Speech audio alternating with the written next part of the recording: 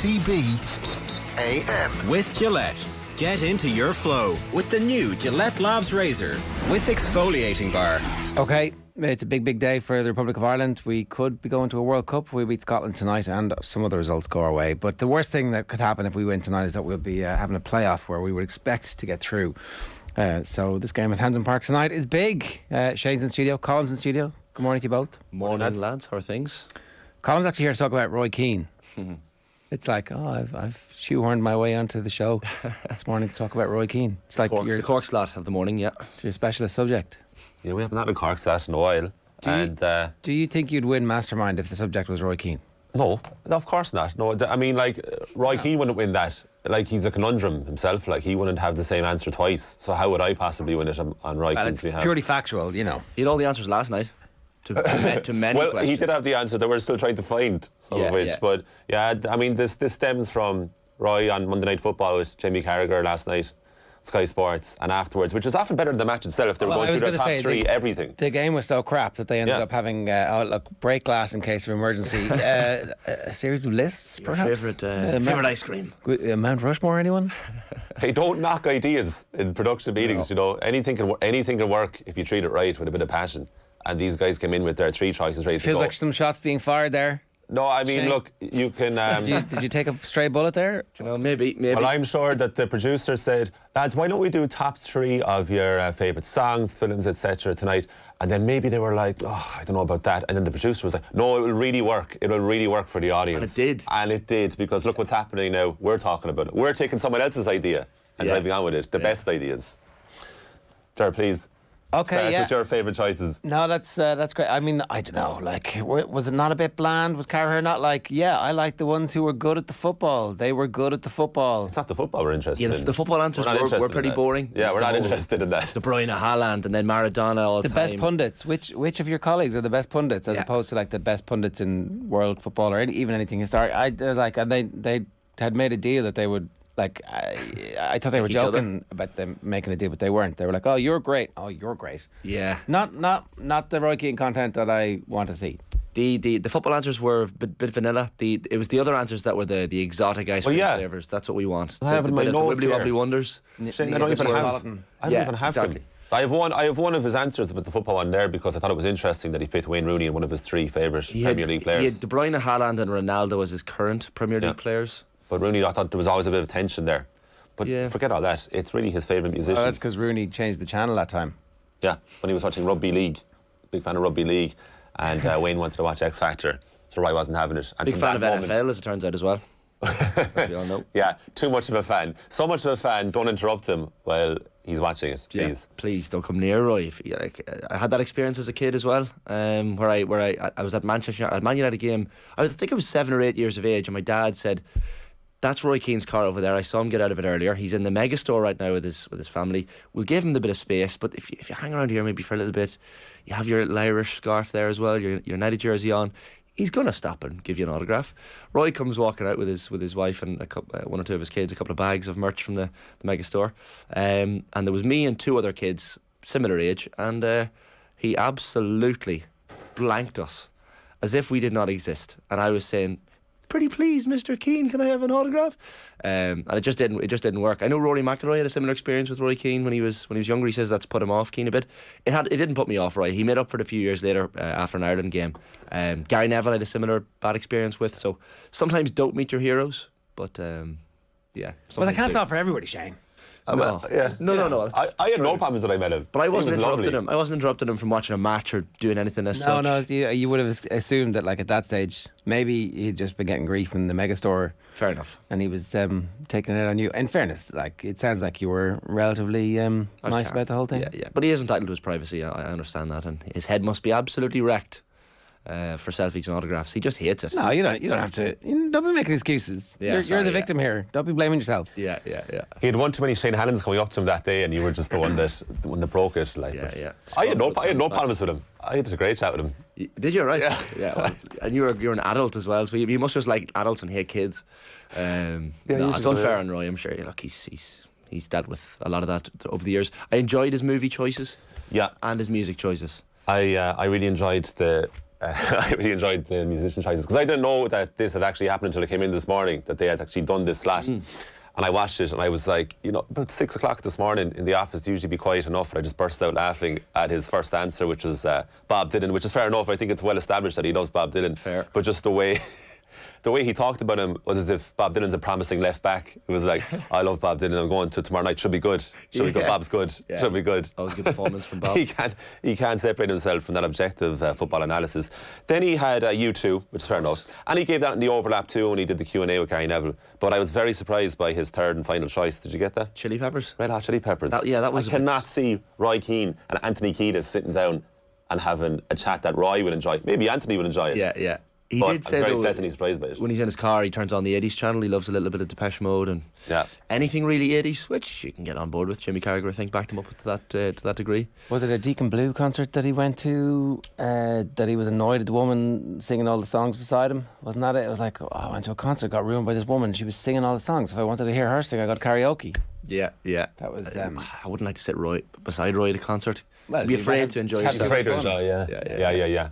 No, he told Mick Richards about Deacon Blue in their carpool thing that they did last Christmas. Surprised he's a fan of singers, because isn't that just their job? That is essentially just their job. He has feelings. Like we talked about this when we were going through the Saipanniversary, and we were looking at those ads that Roy Keane shot around that time, and you, Ger, were saying kind of staunchly that Roy Keane is an actor. Oh, totally. He actually enjoys theatre.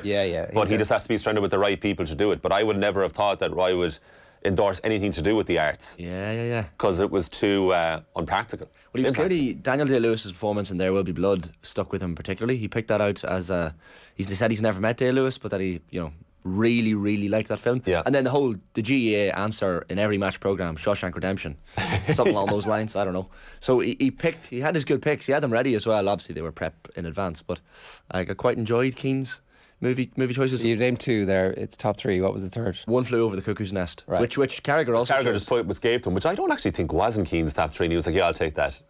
But Carragher had the commitments in his top three. Anyway, the reason being that we're even bringing this up at all, besides all of that, is that when he was asked to name his sporting icons, he said Cork's Jimmy Barry Murphy, which is a fantastic thing to say on Sky Sports. And Monaghan's Barry McGuigan.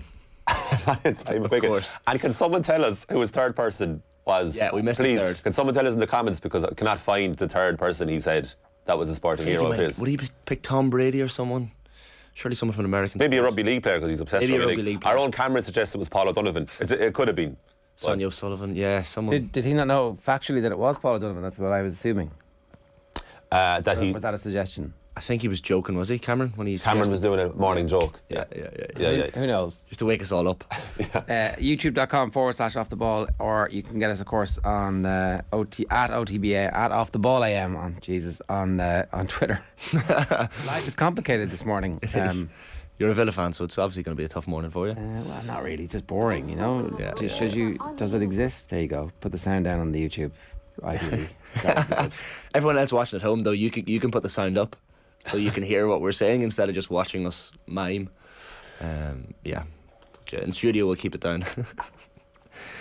But Look, he's coming more and more out of a shell, and right. It's a part of him that you never thought you'd see. Really, I never ever thought he would give any of this a go. Then open up in any way besides football, because he's so serious when he talks about football, and he's spoken about that before, where people expect him to lighten up a bit. But he's like, why would I lighten up? I'm talking about football, and you can see that because just before that slash started last night, he doesn't crack any emotion at all. Like, he's so objective about it. But you get him out of a shell a bit.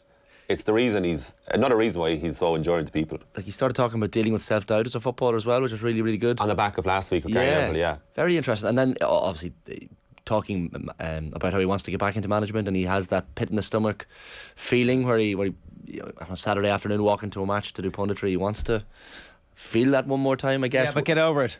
Yeah, well, either get in or get out. No, it's over. It's over. You think it's over? It's over. It's pointless at this stage. Well, he ditched the West Brom links last night. Called it absolute rubbish. Yeah, I'm not surprised. West Brom have no money. They're not spending any money. That's one of the reasons why they ended up going back to Steve Bruce. And he definitely wants somewhere where there's going to be an opportunity to invest. But how well connected is he at this stage now with recruitment when it comes to players in the lower leagues and players all around the world? What work has he been doing? Maybe he has been, but he hasn't told everybody about it.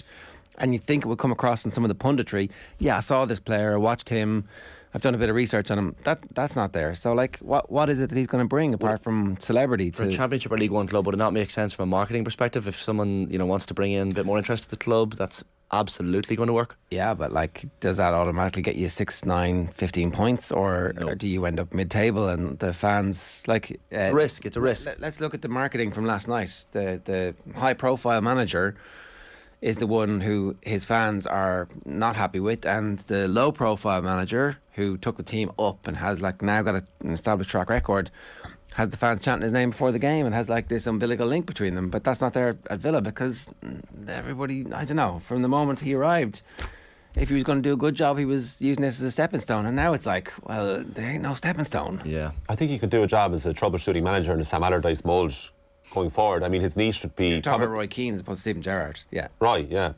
I would say where's his... So one season of avoiding relegation. First 100. Well, I mean, he brought them up. In the noughties. Yeah, the noughties. Yeah, I mean, but you only away his track record. In between. Yeah, he's gone such a long time. But that's what I'm saying. I think you could parachute him in to troubleshoot a problem. I suppose his niche would be to fix a complacent squad, a one that's resting its laurels. That's how you imagine where Roy can be very comfortable going in and saying what you should be doing. Maybe a talented bunch who aren't running enough would be Roy Keane's niche. With respect, will the players respond to his style? Because we haven't seen that. Like, what we saw when he was involved with Ireland was that the players were taking the piss and sending around WhatsApps. Yeah. So, like, how is that going to work? Do you know? I actually think some of the stuff that Carragher said about him, as trite and bland as it was, is true. There's an entertainment value with him as a pundit, and that's like a really good thing to do. And also, it's incredibly lucrative, and there's no pressure. There's literally no pressure compared to... Yeah, but I think he feels guilty about living a life like that. He doesn't think it's working. He thinks he's just rocking up and just giving... I don't think he's proud of it. He doesn't call himself a pundit. Well, he could do a bit more work and a bit more research then, and like, do you know... Yeah, but people don't want that. There's a way to scratch that. People wouldn't want that. I mean, people used to call that for Alan Shearer to do more research, and he became a brilliant pundit. Well, a much improved pundit, certainly, depending on your opinion of him. But I don't think people want that with Roy Keane. But he can do... I mean... I don't think people do. You're not going to tell me that him working is going to somehow suppress his anger. Like, it's not one or the other. But I mean, you're talking about him as if like players these days can't deal with home truths or in any kind of lack of subtlety and hammer home a point. Like, I would say Pep Guardiola and Jurgen Klopp, to talk about the two best, would very much have that in them where they would bollock players out of it. But hang on a second. Every single thing from the very first time we ever saw any of the leaked Guardiola videos, it was always about specifics. It was about positioning. It was about what the technical thing that you weren't doing that you had to do. Your where you were standing, how you were receiving the ball, the shape of your hips. Yeah, that's not what we're going to get from Roy, and that's not the evidence of any of the stuff that has come out from Keane. Is that it's but maybe it's like his punditry is like, it's about being on it, it's about desire, it's about hunger. He had a good coaching team behind him. If he's the leading figure in the dressing room, possibly the inspiring man. But then the players, coaching team, his mates. The players then will turn to the coaches instead of Roy because they listen to him more. Like, one of the most underwhelming segments I found. Not if Roy picks the team. They'll listen to his team, but they'll go to the coaches for the tactics, and then undermines his authority. But one of the most underwhelming segments I saw was when he picked his Manchester United Premier League 11, and Dave Jones was pushing him to justify each selection. But he was given the same reason for every player. Yeah. Great character, great to play alongside, but you're never getting the nuance of what made David Beckham so good. Like, Beckham had, no left foot, no pace, couldn't head the ball, couldn't tackle, but why was he one of the best players in the world? Can you tell us that? Any manager... he was one of the best players in the world. Yeah. Huh? He wasn't one of the best players in the world. He was like runner-up Ballon d'Or 1 year. Hype. Absolute, pure and utter hype. I mean, that's a totally different comment. David Beckham was one of the greatest players at his time. He was world class. No, you bought into the hype that he was that he was a celebrity. World class means he's in the world team. He's in the world team. 1998-99 season, the treble-winning season. Zidane. Oh, he was. Nedved, all ahead of him. Oh, he was. Treble-winning season, he was in World Team of the Year, 100%. I don't they won the treble. I don't agree. He was brilliant. Like, I think he was unbelievable. Completely useless in the final. He was one of... Have you seen the final back recently? He was probably the only decent United player that day. completely overrun in the middle of the midfield by 45-year-olds. He was playing centre mid. Yeah, and he played right mid. He had to fill in for Keane and Scholes. Anyway, okay, so Sorry, are you talking about Roy Keane here? This is the power of nostalgia. This is totally the power of nostalgia. Oh, Dave Beckham you were talking about? Yeah. He's top of Dave He was Beckham. he was world Yeah, class. he's top of Dave No, Beckham. automatically in the World Team of the Year, ahead of Roy Keane, Sorry, and I Paul was Scholes, totally and off Zidane, there. and Figo, and Nedved, and whoever else was in the It's not automatically. He earned it. Like All right, okay, I get it. You support As a right Manchester winger, as a United right winger. child. It's fine. it's not. It's really not. He scored 83 goals for United from right mid. All right. Mark Hogan says Gerrard has to get the sack playing shocking football, tactics, etc., etc. Players can't be happy playing that type of football. We're going to talk with Ty Bracey a little bit later on. I might as well do the coming up now. So Kathleen's going to join us in about 2 minutes to restore some order. The Republic of Ireland playing Scotland tonight. It's the biggest game that we're going to play for the rest of the year, and if we lose, it's a bit of a disaster. But if we win, Jess McFadyen's going to join us at 8:10. Red Bull are going to keep last season's championship, it looks like, even though they were spending too much money. Sports pages, Tuesday takeaway with John Duggan, a bit of a spice bag. Ty Bracey at 8:50. Tom English going to talk Celtic, and we'll also refer back to the fact that Scotland are also playing tonight against Ireland, and then some Monday Night Rugby goodness coming your way as well. It was a Neil Diamond gig the woman was singing loud at, says John Claffey. Fair point. Yeah. No, I went to Neil Diamond. It was one of my favourite gigs.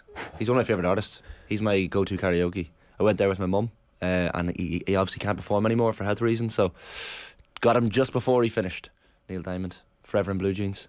He's a legend. You do Sweet Caroline? Please don't say anything bad about Neil Diamond on the show, because I'll walk straight out that door. I mean, you should just defend his honour. Don't be walking away from it. Solitary Man, I Am, I Said, Sweet Caroline. Maybe not Sweet Caroline, but there's some great tunes there in his repertoire. What? Neil's as long as nobody disagrees, we're all good here. We can move on. I'm not at all surprised. No, I'm mildly more surprised that you wouldn't have been saying the same thing about Garth Brooks, to be honest, just because it's so pervasive in the air that you breathe on a daily basis. Neil Diamond's different. The jazz singer. I mean, come on, what a man. He's better than Garth Brooks. Don't put him in the same vicinity even as Garth Brooks. Morning, lads. Looking forward to tonight's Ireland game after that crap last night. Carragher is gutless when it comes to his mates. Gerrard should be sacked, says Chris Cal. I don't think they're going to sack him at the moment. He's on a 4-game unbeaten streak, 1 win and 3 draws. The Dutch manager's doing a fantastic job, in my opinion. I presume you're talking about Vera Pauw, because somebody else was saying now that Ireland are in the hunt for qualification, it's time to contemplate a more recognised and respected manager. I think that's from Zibbo Gmac, who's obviously talking about the men's team, but Mark is talking about the women's team. Right. Roy is too concerned about winning an argument. He is not management material, says Mark C. Roy would be out of his element in Cork City, never mind an English side, unless someone wants him to be a figurehead for a Moneyball team. Can't see him landing anywhere and having success. And Davin O'Brien on your side. Beckham was extremely underrated. Mm-hmm. Correct. Yeah. What a great listener. What a well-informed viewer we have. The England captain was somehow underrated. Right? Well, he's been underrated by you. Yeah, underrated by you. We're not appreciated by you at all. How did that England team do? How great were it's they? 100% the captain's fault. I think totally. What leadership did he show? Totally. It doesn't matter. The leadership is not the reason I'm labelling him as world class. He was absolutely brilliant. Stepped up to take that technically free on the kick right against foot. Greece to take them to the World Cup. Yeah, and one of the interesting things about that game is that his performance was so tactically ill-disciplined that an inferior team was still capable of knocking them out up until that moment, because he ran something like 15 kilometres. Just stay on the right bloody wing, keeps on shaping the team. I actually think United fandom is irrelevant here. I think if Beckham had played for Arsenal or Liverpool, I think I'd accept. Yeah, one of the best is we talked about assist a few weeks ago. One of the best assists I've seen. Real Madrid, Beckham swung it around for Ronaldo. Pires was better. Watch Beckham for Real Madrid. Nothing to do with United. Nothing to do with United. Pires is better than Beckham. The heights of Robert Pires were better than the heights of David Beckham. No, the height of David Beckham was the treble year, wasn't it? Yeah, which was his best season, and they won the treble. It's funny. Did they win the treble because of David Beckham, or did they win both the treble goals because they had Roy Keane and played Paul a massive Scholes and Dwight part. York and Andy Cole? Roy Keane and Paul Scholes weren't there for the final. Both goals in injury time. Both goals in injury time. Beckham corners. They were there for the rest of the season. Arsenal replay. Yeah, but you thought 2 free kicks. 2 free kicks. Ryan Giggs scores the goal in the FA Cup. Beckham scored the first goal. Beckham scored the first goal. Okay. There's loads. And he scored against Spurs the last day of the season in the Premier League. Why don't you marry him? 7:49 this morning. Happily. Up next, we're joined by Kathleen McNamee ahead of a massive night for Irish football in Scotland. First, here's Aisling O'Reilly speaking with Vera Pauw ahead of kickoff. This is obviously a massive game. It's a massive game for Ireland. It's a massive game for the nation. Everyone is behind you. Do you feel that, I suppose, support, or is it pressure, or what way do you see it? I don't see it as pressure at all. I feel that the Irish people are so behind us and supporting us and trusting us that we will give it our all. And I think that the judgment is more, do we put everything in to grow and to every time be a better team and better players?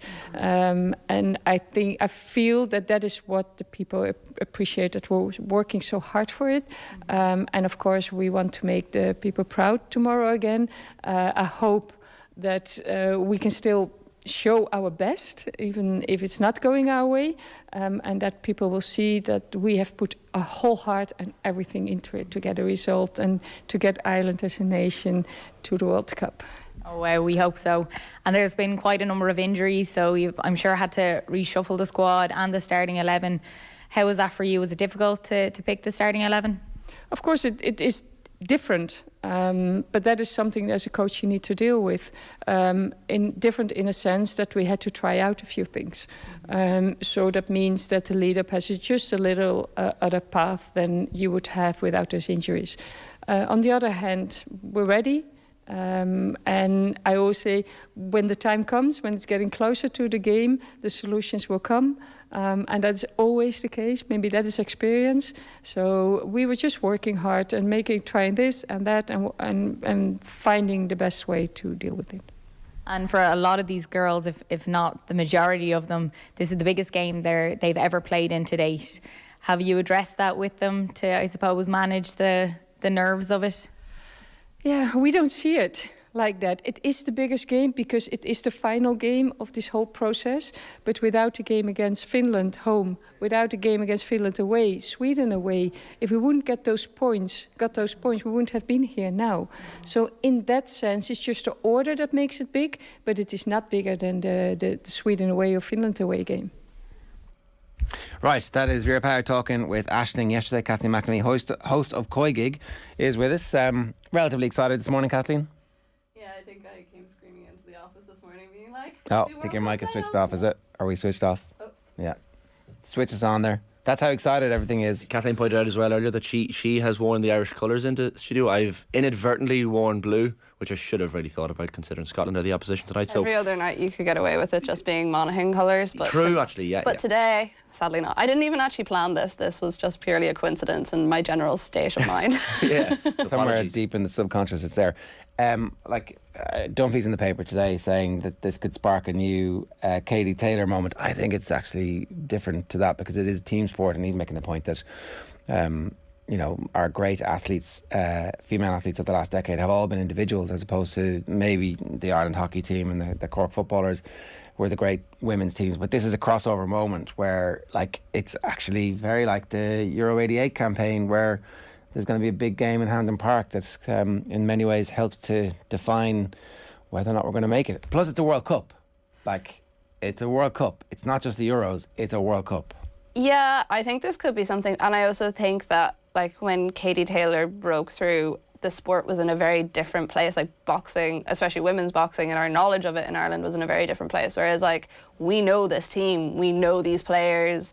You already have people walking around with McCabe jerseys or Sullivan jerseys or Quinn jerseys or whatever it is. This team is already in the public consciousness. We already have quite strong feelings about them. So if anything, I think it's going to be an even bigger moment if we do qualify, when we do qualify. And I think we've seen it whenever Ireland go to these major tournaments, even take the example of the Irish women's hockey team a couple of summers ago. That was a sport that not a lot of people paid attention to. That was a sport that not a lot of people would have known the names of before that. But the absolute turnout, the excitement around it. Imagine that with this women's team now, when we actually know all the players. We know Vera Pauw. We know what they are capable of. I think it would just be sensational.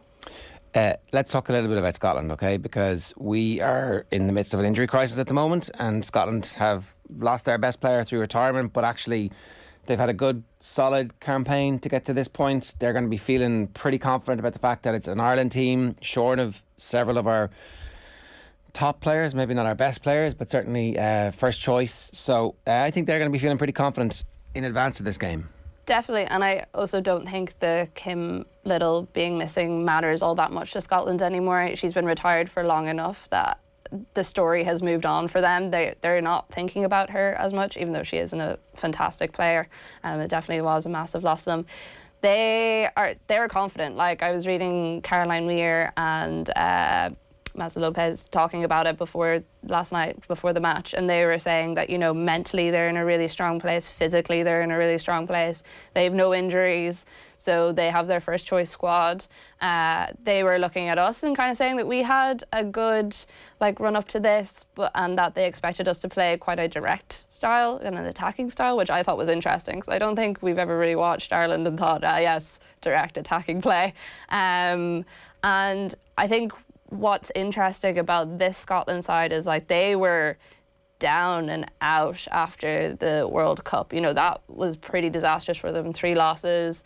The manager at the time, Shelley Kerr, gave this explosive post-tournament. So it was talking down to the players, and even afterwards admitted that she'd gone out for dinner and had a few drinks, and it was probably a bit more explosive than she intended it to be. And since then it seems like they've been trying to repair themselves, and obviously they didn't qualify for the Euros. And then Pedro Martinez Losa has come in, and he seems to have taken a very holistic approach to this side and really worked on building mental strength. Not all that dissimilar to what Vera Pauw tried to do with the Ireland team. I was reading, I don't know, was it in one of the Scottish, I think it was in one of the Scottish papers earlier, that he has post-it notes of different colours and uses those to track players' moods per day and stuff, so he can see day to day how players' moods are tracking and if they're going up or if they're going down, and that's how he makes sure that everyone in the team, which I thought was kind of interesting. And a very kind of almost rudimentary way of going about things, but I mean, if it works. And that's the one thing that they have been talking about constantly throughout this qualifying process is mentally this team is in a really good place. They know that if they go and they win tonight, they deserve it because they put in the hard yards. And yeah, I mean, listening to Caroline Weir say that she's excited to play against Ireland and that she feels like she might have a banger in her is never exactly what anyone wants to hear going up against a player like her. I actually hadn't realised that Martinez Losa had signed Katie McCabe for Arsenal in 2015. So there's a massive air of familiarity here between the players. But it's one of those things, we know Katie and Denise O'Sullivan are going to be targeted and kicked off the pitch in some ways. Because they're more familiar with these players than perhaps the Slovakians or the Finnish players, it's going to be a little bit more touchy. Is Katie the type of player that enjoys that sort of attention, or is that off-putting for her? She seems like the type of character that can rise above it, so hopefully any Scottish kicking doesn't put her off too much. Yeah, I think she enjoys it to a certain extent. Obviously she's come off the pitch a few times and kind of given off about the fact that her legs have been taken out from underneath her how many times, but I do think it fuels her to a certain degree. I mean, you watch her play for Arsenal and she loves getting into a bit of a feisty exchange with someone, and I mean, her yellow card count alone would probably tell you that she does like that feisty side.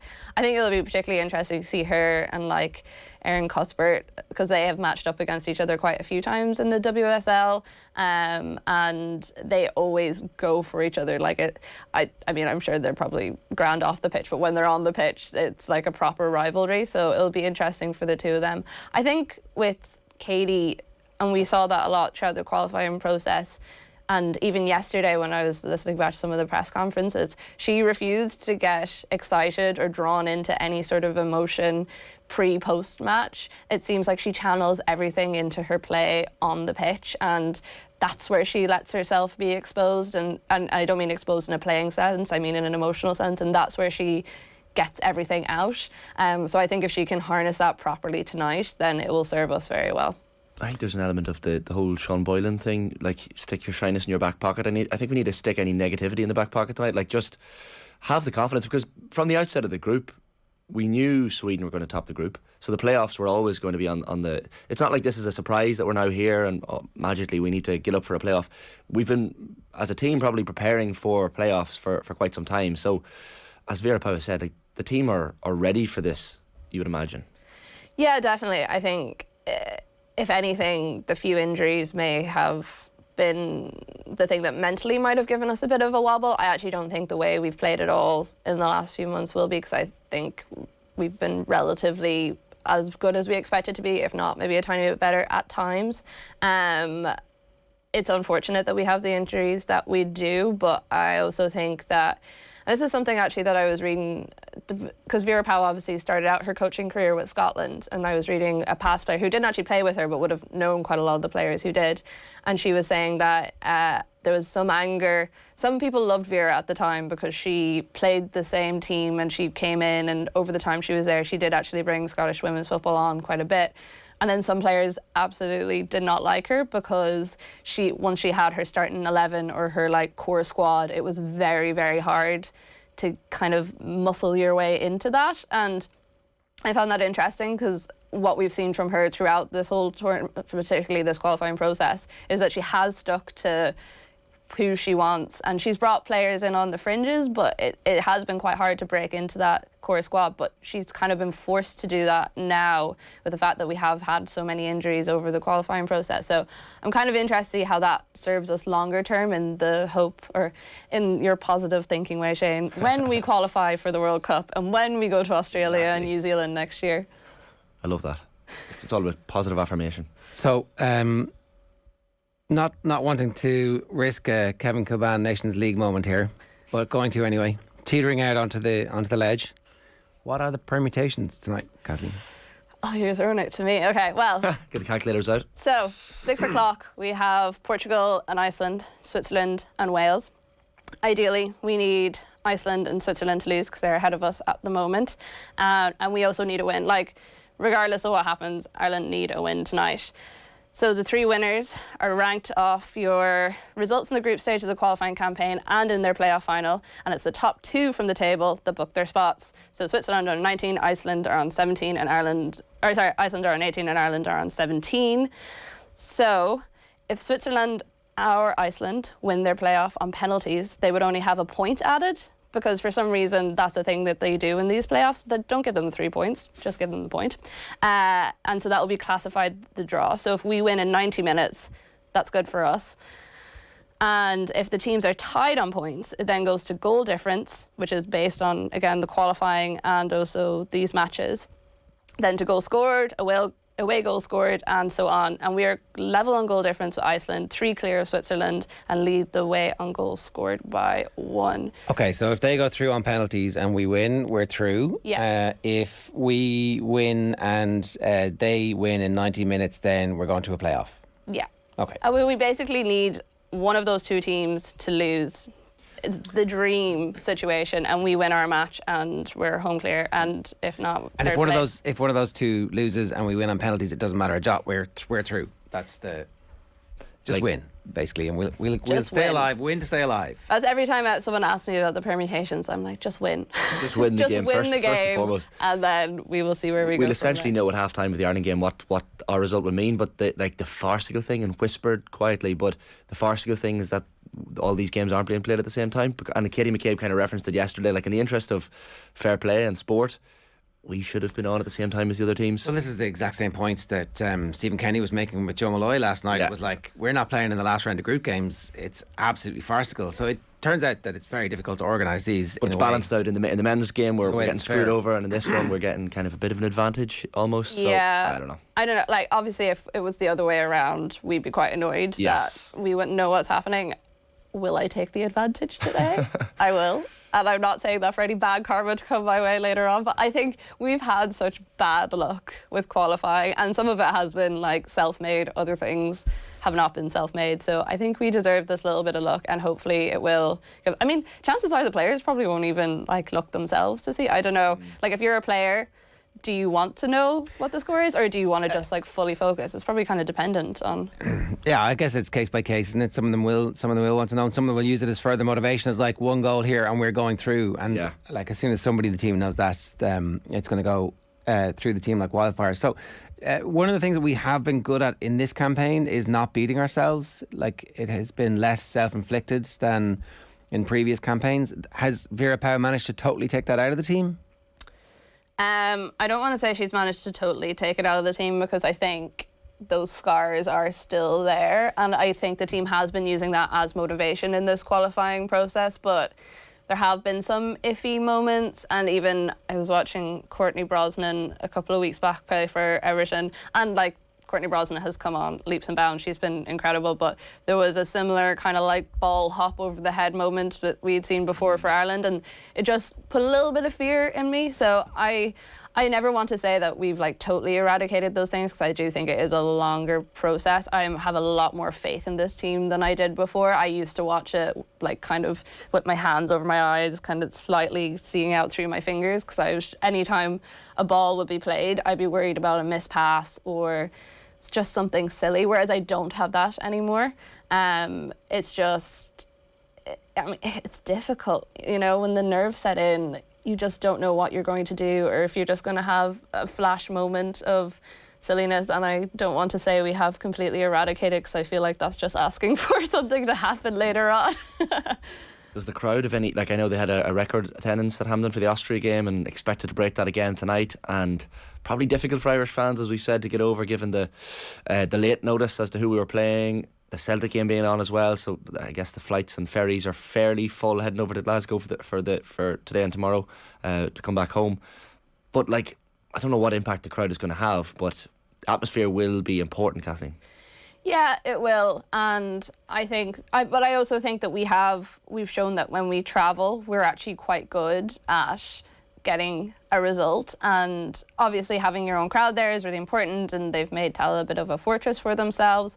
But I don't think it's going to be one of the defining factors of tonight, especially I think there's an expected turnout about 10,000 in Hampton, which is great because it's like hitting up on those record numbers that they saw last week for the Austria game. But it's, for me, having been in those situations before, I don't think it's enough to build an entirely threatening atmosphere.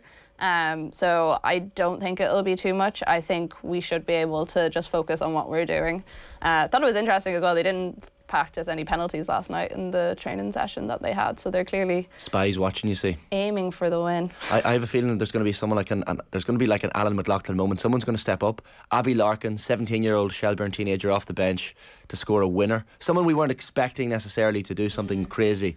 Well, it could happen, because I mean the general talk about the team is that she is the likely one that will come on a bit later, maybe her or Quinn, to like get that last minute. And I mean, what a story that would be. That would just be great, and it would show, I think, where this team has gone over the last few qualifiers. Like, Pau has done a good job of bringing in players like her, like El Malloy as well, and I think for someone like her to get it, it'd be great. It's going to be that, or it's going to be a Louise Quinn header. Realistically, that's what we're looking at. Just to puncture all of this a little bit, the odds are heavily in Scotland's favour. Their odds on Ireland are as big as 3-1 or bigger in Didn't most realise places. that, right? Yeah. So this is not 50-50, even though. Well, we've played them 21 times. It's the team we've faced the most out of any other country, and they've won 12 of those. The majority, I'm not sure what the split between is for draws and losses, but the majority of the rest are draws and then losses for us. Seems long. Have the bookies got that wrong? Like that seems fairly long for Ireland, given that the recent games have been fairly tight affairs. Yeah, I just think that probably Scotland, with not having any injuries, having home advantage, Cuthbert and Weir are such good players, and even players like Martha Thomas is in there as well. You know, they have a good few high-class WSL names. And so where plays for Real Madrid? Yeah. Have they any other superstars that people should be looking out for? I think probably Rachel Corsie is not necessarily a superstar, but she's their captain, and she's been there a very long time and is a very, almost like a Louise Quinn, Nifahi sort of figure, very experienced. Very good. Lisa Evans also plays in the WSL. She was with Arsenal. She's with West Ham now. Used to go out with Vivian Miedema, so has the insight to that tactical sort of brain. Claire Emsley as well. She also played over in the WSL and now plays in the NWSL, I think. So they have these are big names that you would recognise if you watch the WSL on a weekly basis, and probably a bit more experienced than some of the players that we have. But at the same time, I do think we have a lot of talent in there. I mean, even you look at our back line, it's pretty experienced. We have the Megan Campbell throw. If we want to throw something in there that they are not expecting. But then you look at the Abigail Harrison goal, that, like when you're trying to pick things out that the Scots could maybe do well, and I know maybe the Austrians lost her in the floodlights a little bit, but when you look at Fahey, Caldwell, Quinn, they just can't allow that to happen. Set pieces have to be completely on point. Yeah, if we concede off a set piece, then that will be a major failure for Pau tonight, I think, because that is the one area that we need to have absolutely tight, because they have the players that can bang those goals in. Unless it's a superb Cuthbert or Weir strike, if it's just like a header or something, then that will be a serious failure of the defence, and also, well, it depends on how Pau sets them up, but I don't think that's how we want to concede tonight at all. It has to, if it's at all, it better be from open play. I was actually wrong about that. Ireland are 7-2, so it's bigger than 3. Right. It's nearly 4s. Yeah, Scotland 6-4 on. The draw is 9-4. I think it could easily be a draw in 90 minutes, and then we're going to win. Let's manifest it on OTB AM this morning, lads. No negativity. Let's go. All right, give us your prediction. I'm going to say 2-1 Ireland. I'm going with Shane's positivity. Yeah. Abby Larkin winner. We will take that. Yeah. 11 minutes past 8 this morning. Obviously the game is live on Off the Ball this evening. Joe with you from 7 o'clock. Kickoff is at 8, and we'll have analysis and reaction on the show tomorrow as well. A reminder, OTB AM is brought to you live each morning by Gillette Labs for an effortless finish to your day. After the break, we're live with Motorsport Network's Jess McFadyen chatting about Team Red Bull's sticky situation. OTB AM. This is OTB Sports Radio. Have you subscribed to the OTB Football Podcast? I'm going to test you, Stephen. Who's on the bench for Arsenal? Whoa, no pressure. Well, Kenny, no pressure. He actually played in the game. Time up. He played in the Europa League match. Not Pat Jennings either. Well, we're just seeing him now. Stripping down on the bench, Kenny. You can see him. Is he? Whoever he is. I'm trying to Who is that man? Who is that man stripping on the bench? On them big gloves on. Subscribe now to the OTB Football Podcast stream wherever you get your podcasts, and download the OTB Sports app. OTB AM. With Gillette. Get into your flow with the new Gillette Labs Razor with exfoliating bar. Alright, very welcome back to OTB AM, 12 minutes past 8 on this Tuesday morning. We're with you as always until 10 AM this morning. Plenty to get through in terms of Formula 1. OTB AM brought to you live each morning by Gillette Labs for an effortless finish to your day. Motorsport journalist Jess McFadyen is on the line with us this morning. Jess, very good morning to you. Good morning.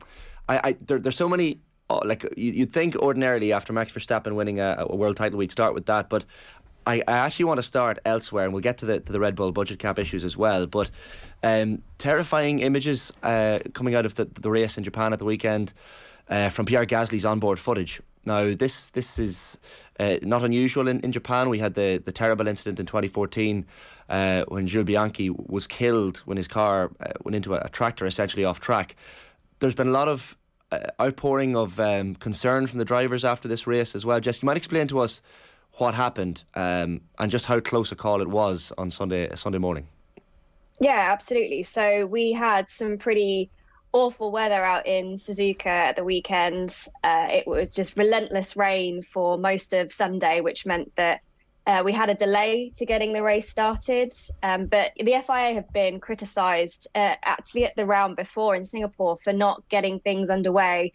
Fans like to point out the fact that we do have something called a wet tyre, which is meant to be able to allow for racing in the water. But you could see when we did get things going, the standing water that we had on track was just incredible. And these cars dispel water at a pretty crazy rate. And we saw rooster tails, which is what we refer to when you see just great big washes of water being kicked out the back of these cars. You know, they're aerodynamically built to kick anything out of its way so that they can go as fast as possible.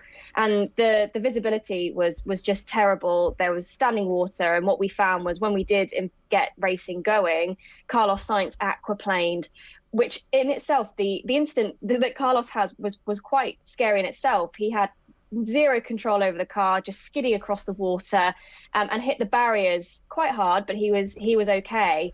But what that did mean was that they then had to rescue his car. So the FIA called a safety car to slow the cars down, to get them all bunched up so that they could then safely recover the car. Now, this is where it gets a little bit confusing, because what we did see on the images, so the rules are that there are not meant to be any cranes on track, which is the cranes what we use to recover any stricken vehicles. They shouldn't be on track if there are race cars on track, or if we are not under a red flag scenario where we've stopped the race and the cars have pulled into the pits and are no longer out on track. But we saw from images that whilst the safety car picked up Max Verstappen, who was the leader at the time, they did go past the crane, and the crane was out on track. Now, what becomes unclear, and the reason why the Gasly scenario was maybe a little bit more scary, was Pierre Gasly took the move to pit for different tyres and to change his front wing. So he ended up being a long, long way away from the rest of the cars that had then been picked up by the safety car. And what's normal procedure is for any cars that find themselves a long way away are allowed at a certain speed to catch up with the pack, essentially. So that's what he said he was doing. And when he came around the corner to where Carlos Sainz had the accident, there was a crane out on the racing line, and he was going a lot quicker than any of the cars that were behind the safety car. And so when he saw it, well, just about saw it, because again, as I said, the visibility was so bad, he was incensed, because, as you mentioned, that was a similar reason as to why Jules Bianchi had his awful crash that eventually cost him his life. So there was a lot of very emotive reaction to that from all the drivers. We did have a red flag scenario not long after, or not long before Gasly actually caught up with the crane or got to the point on the track where the crane was. But there was genuinely about 2 seconds between the red flag being called and Gasly getting to the section where the crane was. So it wasn't enough time to have really any reaction. Now Gasly was found to have been speeding under red flag situation, which cost him a 20-second time penalty post race. But it was basically the question as to why there was allowed to have been a crane on track in the first place, because by our understanding of the rules and by the driver's understanding of the rules, there shouldn't have been one there at all. And you see the images of Pierre Gasly in the pit lane afterwards, understandably incensed. I think he was picked up on camera saying, "I could have been killed," and he had every right to be incensed. And even reading Jules Bianchi's father, Philippe, on Instagram, he's posted a screen grab of Gasly's car going past this crane, and he said, "No respect for the life of the driver, no respect for Jules' memory." Incredible. And as Gasly pointed out as well, regardless of what speed he was doing, even if he was doing as low as maybe 100 kilometres per hour, if he had been a metre or two to the left, and as you said, it was on the racing line, the reality is Pierre Gasly would have been taken off that track in a body bag. That is what everybody is quite terrified about. And you mentioned Jules. Well, the FIA did a report after the Jules Bianchi incident that cost him his life, and there is in the report that they said that they will essentially make sure that there are no vehicles on track, no recovery vehicles on track whilst there are drivers on track. And that's not what happened. Now, the FIA have said they're going to launch an investigation into what happened, but they are doubling down on the fact that it's not unusual for cranes to be on track under red flag scenario. The issue is that we all saw the crane was there before the red flag scenario. So either there's been a breakdown of communication where the clerk of the course, who is the person who controls what happens around the circuit, there's been a breakdown of communication. They've not been in contact with the marshals who are operating those cranes, but something went wrong. It definitely looks from the outside that there was something where that crane shouldn't have been there, and we're waiting to hear what the FIA conclude. But I mean, it's a self-investigation, so I'm kind of not holding out hope that they're going to say that they did any wrongdoing. They don't seem to like to admit when they do anything wrong. But it definitely needs to be looked at, because, as you say, it was pretty disrespectful for Jules's memory. I think fans were understandably upset by it. But as I said, we'll have to wait to see what the FIA say. Jess, the papers are all full this morning with the notion that Red Bull are going to be punished as a team, but that nothing is going to happen to Verstappen for their overspending last year, which I think is kind of what people had predicted in advance of this? Is this a let's all move on and forget about it, nothing to see anymore kind of solution that is the worst of everything but kind of the best of everything too? Well, Red Bull still seem adamant that they didn't break any cost cap rule. So they put out a statement last night, which we'd been told that no F1 teams would put out statements, but Red Bull did. And they said that they are very upset by the findings and that they will work with the FIA to come to some form of conclusion, because they are still adamant that they are within the cap. So there is a process that teams can go through now. I don't think we're going to hear the end of this anytime soon. I think we'll be lucky if we hear the end of this by Abu Dhabi, which of course is quite frustrating for fans, because they have essentially been told yesterday that there was some wrongdoing, or the team was outside of the cost cap regulations, and they are going to want to know what happens next and what the punishment is. The teams, obviously, the other teams outside of Red Bull have obviously been quite vocal in that they believe that the punishment should be swift and hard. F1 themselves and the FIA, when they launched this initiative, said this has teeth. Ross Brawn says this regulation has teeth. If you are found to be cheating and the severity is high, then you could lose your championship. Now, Red Bull have been found to be in minor breach, so maybe not as bad as what was originally rumoured, but there are still reprimands that could impact them. It all depends on how much over that 5% threshold, which equates to around about $7 million over the original $145 million. It depends on how much they're found to be over it, how cooperative they are with the FIA for the remainder of the investigation, and then what the FIA deem to be a suitable punishment. Now, it does actually can go to what's called the cost cap adjudication panel, which is an independent panel of judges. So they are separate from the FIA, they are separate from F1, they're separate from the teams, and it could, if it gets that far, be ultimately that panel of judges that decides Red Bull's punishment. But it could be as simple as a public reprimand, which is essentially just a official telling off, which means that nothing happens. Red Bull keep all their points, Max keeps his championships, and we try and move on from here. But if you read Twitter, and I guess it depends on what kind of fan you are, people are baying for blood. Now, I'm not sure that that's correct. It all really does depend on how far over and in what instances I think that Red Bull, if they have, as the FIA have suggested in their investigation, gone over the cap. So we'll have to wait to see. But this could be a long, drawn-out process. There can be even if we do get the cost cap adjudication panels finding and they say this punishment fits the crime, the Red Bull could appeal that and take it to the International Court of Appeal. So we could be here into next season and still not know what the punishment might be for 2021. And presumably there's no chance that they were over the cap in 2021 and that they might also be over the cap in 2022. Surely that, once would be unfortunate, two would look like carelessness.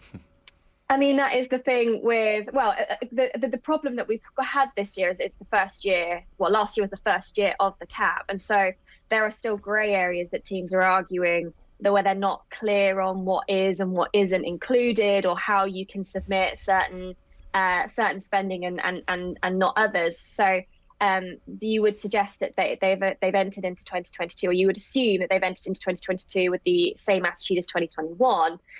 So that will remain to be seen. And the problem with a sport that's based on technological advancement, engineering advancement, once you've spent on an area, then it's kind of hard to not still reap the rewards of having overspent in that area. So it's one of those things where we had not a similar scandal, but the Spygate scandal, where Ferrari and McLaren were found to have swapped notes essentially.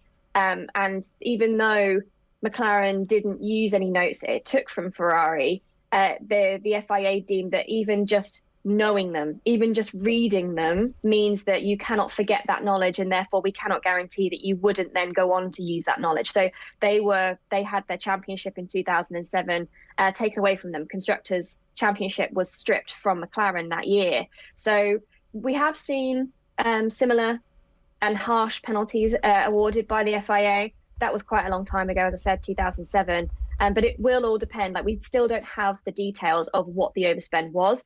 All we know is that it was in the minor overspend category. Yeah, and as you say, Jess, like that's quite important, I guess. Like minor overspend category, so less than 5% of the annual budget. But as you say, the upper end of that could be 7 million. I mean, you're seeing things online that maybe suggest it's around the $1 million mark potentially, but who knows? We don't have the final figure yet. Like, Lewis Hamilton has essentially come out and said that he feels if Mercedes had overspent by even $300,000, that maybe they would have won the championship last year. He would have won the Drivers' Championship. So the figures do matter here. It does. It's an expensive sport that is built on development. The entire reason for the cost cap being introduced was to try to level the playing field, to stop the big teams just throwing money into performance and running away from it and not allowing anybody else to catch up. So money makes F1 go round. It's fundamental to the sport and to the sport that we see out on track. So it is important. It is very important.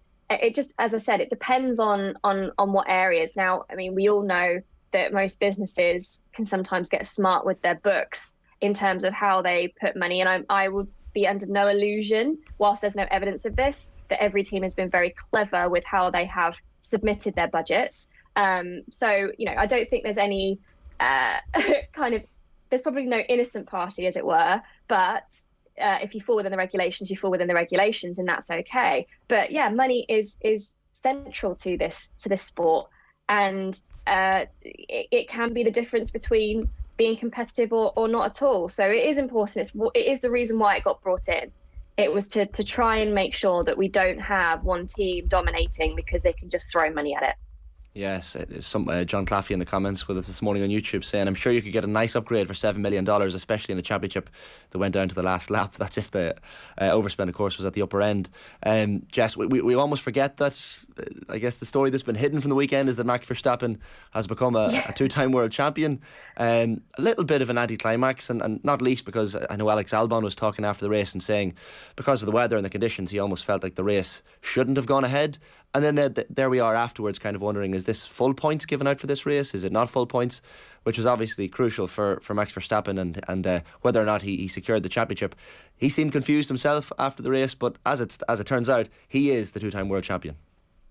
He is, and in a way, I feel sorry for him because he's not yet won a championship without question marks next to it, and not in terms of whether he's deserving or not, because he's been untouchable this season and was so competitive last season as well. So I feel a bit sorry for him in that way. I mean, I don't think he's necessarily bothered.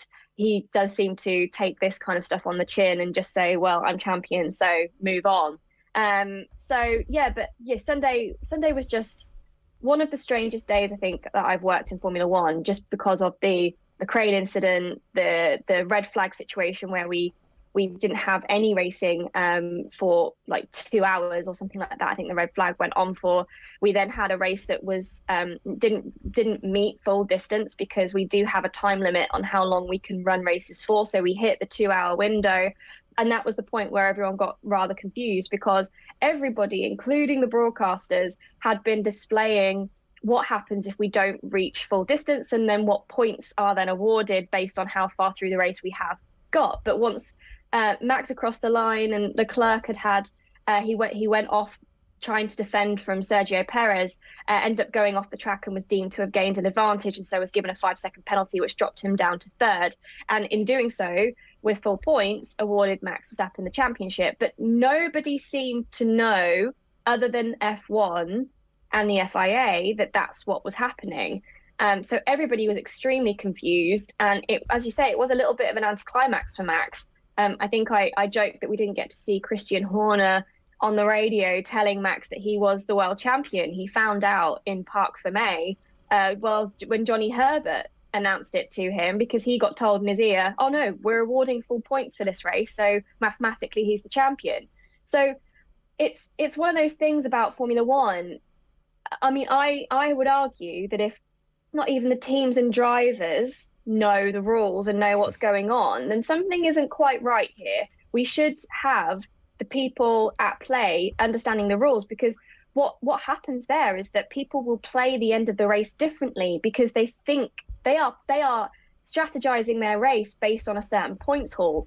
So we could have had a completely different scenario, a completely different ending to the race if the strategists and the teams were clear that actually these are the points we're getting at the end of the day based on the position that we're in. So it's one of those things where there's almost too much red pen in the regulations, where we've gone back and amended things and changed wording, and everybody's then left a little bit confused, because this point system based on distance all came about after Spa last year, where we saw 2 laps behind the safety car and called that a race, and there was uproar. So it was there to try and not let that happen again. But in doing so, the wording of the regulations weren't potentially clear. And because we did get racing again, even though we didn't meet full distance, we get full points. But genuinely, there was a lot of confused heads across the media centre, in the teams. I was talking to team members afterwards, and they had no clue that was what was going to happen. So something, again, is not quite right. I think we do need a serious overhaul of the regulations to make sure that everybody knows what's going on. A bit of clarity for the viewers at home, not to mention the participants, would be good. And the guy who's just been made champion. I'm not the champion. Am I the champion? That is all-time great footage, which I'm sure will make the documentary. Jess, great stuff. Great to have you with us again. Thanks a million. Thank you. That's Jess McFadyen there, clearing up a lot of the stories, subplots and subterfuge that's going on at the moment.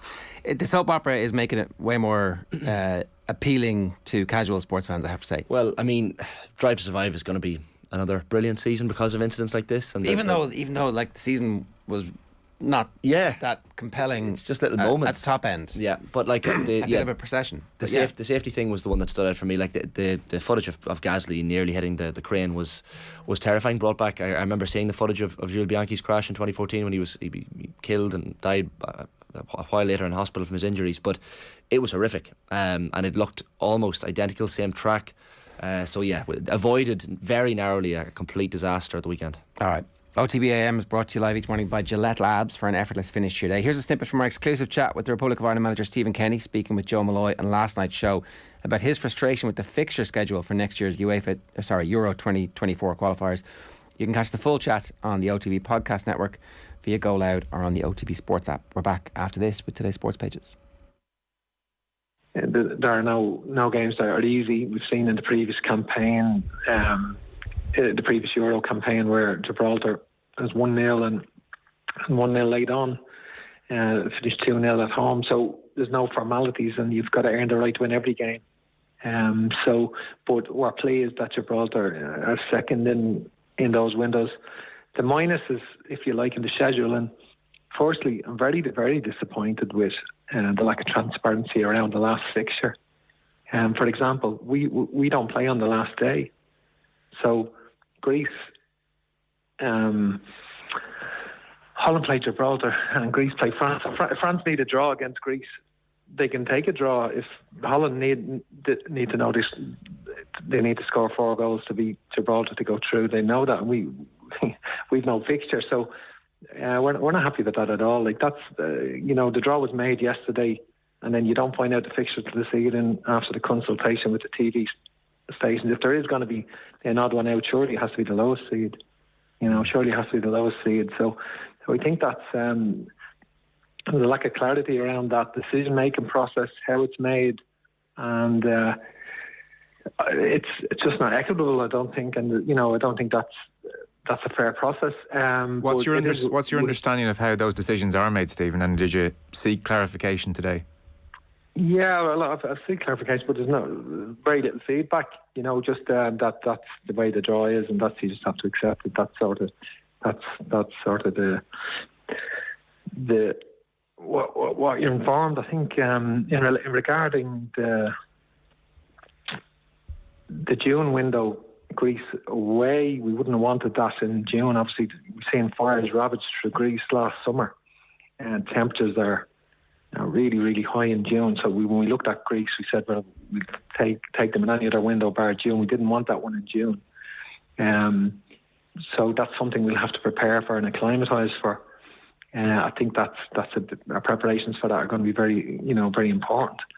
I think also the 2-game window in September, back-to-back France and Holland, obviously, is a difficult window. Within 3 days France away, Holland at home. But that's the nature of it. We just have to. The fixtures are there, so we've got to prepare accordingly. There's 8 fixtures. We've got to treat each of them with equal respect, and we've got to plan. We've got to plan accordingly. There are so many idiots out there, so many spoofers. There's a lot of horse. I think he's a total spoofer. What do you mean a spoofer? He's just bullshit. No, Eamon, come on, don't be. No, I'm not. Yes. No. Right, we'll get to the sports pages in a minute. Patrick McHugh says, if Beckham was world class, why did Ferguson usually drop him for the biggest matches, which went a long way to a bad relationship between Beckham and Ferguson? Disgustingly overrated. What big matches? Like the Champions League final, which Beckham played a key role in and started on the right flank. Super Ken 354 says, absolutely myth about Beckham's left foot and pace. Scored a beauty against Chelsea with his left foot in 02-03 once in like a gazillion games. Ger, you've lost the plot. Beck's had Brad Pitt syndrome. Underrated because he's handsome. That's true. It's not true. It's true. He's overrated because he's handsome. That's what happened. He's overrated because he's handsome. No, but Brad Pitt syndrome. I've never heard of Brad Pitt syndrome, but I mean, I don't know. Brad Colin Pitt says I know it well. Good but not great. It's good but not great. He's a good footballer. Beckham, he's a good footballer. A good footballer. Was he better than Ronaldinho? Was he better than Luis Figo? He was one of the Galacticos. He went after United even. Yeah, look, loads of he was a Galactico. You've seen the Ronaldo goal where Beckham sprays the ball. No, it's another good thing. Yeah, he's good at that. A lot of good world things. Class. There's a lot of good things here for a guy who's only. He's in the team of the year. Did he? What did the players think? Who did the players vote player of the year in the 98-99 season? But, I'm sure there was a lot of candidates. David Ginola. That's who they picked. When David Beckham was asked about being world class, he said, "I was not world class." That's what he said. Yeah, but that's modesty. I like that about Beckham. A little bit of modesty. So it generates. Oh, he's actually world class. Same type of modesty that would see, I don't know, queue for 12 or 13 hours to see your monarch. Yeah, because he's desperate for an owl sore David. I don't know, knighthood. I don't know. I completely disagree. He was definitely world class for a couple of years at least. He had to be. All of the players around him. He didn't have to be. He was surrounded by world class talent. So he made Roy Keane's best team on the right flank. So even Keane picked him. Was Dennis Bergkamp better than him?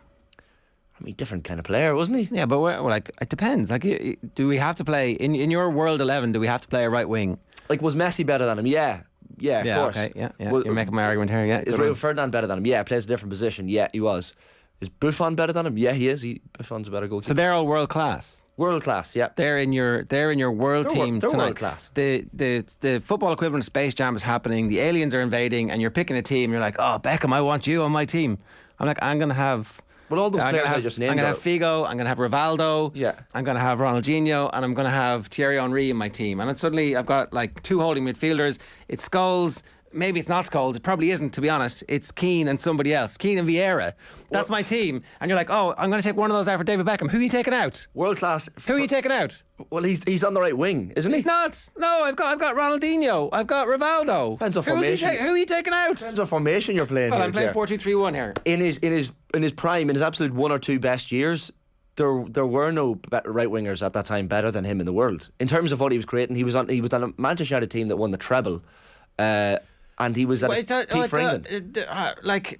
Loads of players win trophies, right? Yeah, the trophy winning thing. But are they pivotal to to those trophy wins? Like Mo Salah was pivotal to Liverpool winning those trophies, so he had to be world class for that year or two. Mo Salah was the high heights of Mo Salah were way beyond the high heights of David Beckham. Mo Salah carried that team at various stages when the chips were down. Beckham. Would Cole and York have scored the goals they did in that treble year without Beckham's deliveries? Dwight York had the same number of assists as David Beckham, even though Beckham gets all the credit for he's the most assisting of all time. No, Dwight York had the same number of assists that season. But when there's a dynamic up front like Cole and York, you're gonna be helping each other. He's out. taking the free kicks. It's his job to whip in the crosses. Of course, he's going to have assists. Yeah, but he's got one basic job. What, kick free kicks? Was he even better than Ryan Giggs? No, was he better than Ryan Giggs? Yeah, but was he? Both were pivotal to a treble-winning team. Like if Beckham one's putting Ryan Giggs in, I don't know. Maybe if Beckham doesn't play the FA Cup semi-final replay against Arsenal, if he doesn't play the Champions League final against Bayern, United likely don't win those 2 games. and then they win just the Premier League that year, and we don't ever talk about the treble team because it doesn't happen. So he had a few good games, but is he world class? More than a few. Is he in the best 11 in the world that year? He was, that year, 100% that year. 98, 99. He was in the best 11 in the world. That one season. No, I'm not saying David Ginola won the Players' Player of the Year that year. David Ginola in the same position. Great player, and again, Brad Pitt, another great-looking man, David Ginola. Yeah, exactly. He's underrated because he's so handsome. They're both handsome men. Let's not go down that track. But Beckham was world class. Like, I can't see. There's no way Beckham wasn't world class. Roy Keane rated him as one of the best players he played with. Any United player from that generation you ask will say, yeah, Beckham. Sorry, Zidane obviously was the player of the year, the Ballon d'Or the year before. Finishing second in the Ballon d'Or does not make you world class once, randomly. It just doesn't. How does it not? Because so you're the second best player in the world for one given year, but you're not world class. Because the people voting for the Ballon d'Or generally don't have a clue. If I finish second in the Ballon d'Or, someone tries to tell me I'm not world class. The players, on the other hand, I give up or retire. The players, on the other hand, Roy Keane was far more important to that team in 98-99 than David Beckham was. Everybody knows that. Beckham got 260 votes for being famous because he was the England captain. He shaved his head and did blah blah blah blah blah blah. But without any of those cogs in that team, Keane didn't play the Champions League final. They still won the game. Same as Paul Scholes. No. Beckham plays and he's instrumental in the 2 goals in injury time. Instrumental. Okay, he takes the corners. We gotta go. We didn't get to the papers. John Duggan's with us. Ger and Shane, how we doing? Hi, John. All okay? All okay? Go on. You tell us. What about? David Beckham, world class.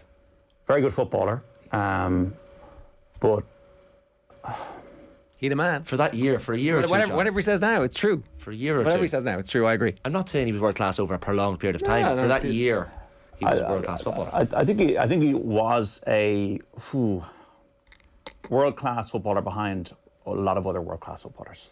Is that the best way of qualifying it? No, that is sitting on the fence. I'm taking that as a win. He said you can't be world class behind other players. That's it. World class is like the top, in the team. What are we talking about? World class in the top. You're in the team. You're like my definition of it is the football version of Space Jam. The aliens are coming. You have to pick a team to represent the Earth to save humanity. Beckham's not in the team. In 99-2000, he's in my team. He's not in my team. He could be in your team as a right winger. Yes. But when I think about the United team of 99, like Keane, Scholes and Schmeichel would be ahead of, and Stam would be ahead of Beckham. They're all in different positions. And probably Giggs too. So when you're thinking about the Liverpool team that won the Champions League, you think Salah's right up at the top of your picks. Yeah, but Stam wasn't more of a world-class right midfielder than David Beckham. Beckham at right midfield that year was world-class. Stam played like World Cup semi-final. No, he was brilliant at centre-half, yeah, but I'm saying in that position of right midfield, that year, Beckham was world-class. Well, in his given position. He delivers balls into Cole, York, Sheringham, Solskjaer. Would they have scored the goals they scored that year without Beckham? Probably not. One thing interesting about Beckham is that Ferguson let him go. Remember, Ferguson let him go. Let him go because he was kicking boots at his head and there was attitude problems towards the end. Probably Beckham wanted to be Galactico. At his still peak. Still let him go at his peak. Yeah, he let him go. That says something about Beckham's legacy. No man's bigger than the dressing room, and I understand why I let him go. But it just says something about his legacy. His legacy is it's very good. It's B+, but it's not A. I would agree. Yeah. Lads. There was disagree. I mean, entirely. If David Beckham wasn't English, he'd be considered in I agree, there's hype because he's English. In the same tier as like Freddie Lumber, great for a couple of seasons, and then he went off on his world tour and had the crack, but was never one of the main players. I know Ronaldo R9 rated Beckham. I know Raul rated Beckham. I know all of those lads. Guti rated Beckham because he created so many goals for them. Oh, what are you going to say? What are you going to say about them as this famous guy who's going to give you and who has the power to like boost your career and your earnings for the rest of your life? That guy was great. He was amazing. He was fantastic. And then they're all like, yeah, but like we were the ones. Well, they scored the goals. Also, I can note a couple of things about Beckham, right? So I would say he's a B+ is I think a good way of describing what he is. In 98, he let the team down. Whether he deserved to go or not, he let the team down. I remember he hurdled himself in that Brazil game in the World Cup quarter-final. And that led to a Brazilian goal. Like, these are the moments you're remembered for. And that Beckham was an amazing dead ball specialist. But he didn't run games. He was great at certain things, and the Greece thing was brilliant for him to qualify for the World Cup. But there was a limit to it. It's a B+, not an A. Salah is an A. When he launched that goal against Wimbledon from the halfway line, that was the start of a career that you would describe, that I would go on to describe as world class. Like to play for Manchester United, Real Madrid, AC Milan, captain your country. Take them to a World Cup with a free kick. It might have been a free kick, yes. It wasn't impactful, though, for Real Madrid and AC Milan compared to other players. No. You have to say Steve McManaman one was more... it's a marketing tool. For Real Madrid than... He still had a great career with both of those clubs. Yeah, but sure, loads of players have great careers when they're surrounded by better players. Like, loads of great players. Ian Hart was a better free kick taker than him. Like, I think fairly statistically, that has been... The notion about him not having any pace, didn't Ian Hart beat him in a race? Like, I think that he was very, very good, scored some great goals, but like... Very, very good. So he's on the brink. You're about to say excellent. You're getting close there, Ger. Not a very, hope very that he was good. Genuinely two world-class. veries. It was one very there about 10 minutes ago, but we're on to two veries. We're making progress here, lads. We're getting there. B+ is not bad, by the way. If I get a B+ in a leaving cert subject, I was... Ferguson also let Stam go. He kicked Stam at his peak too. Yeah, Ginola won. And he admitted that was his biggest mistake. And everyone said WTF. Beckham was world class, as Bobby Dwyer, who's a Spurs fan, even just for England, against Colombia in '98. But how does it, as John points out, like the treatment of him after the World Cup was despicable, but he was pretty thick.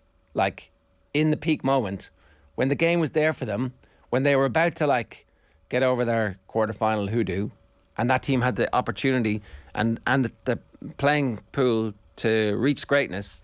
Rush of blood to the head. Failed, Rooney did it in 04 as well. Greece but he was a kid.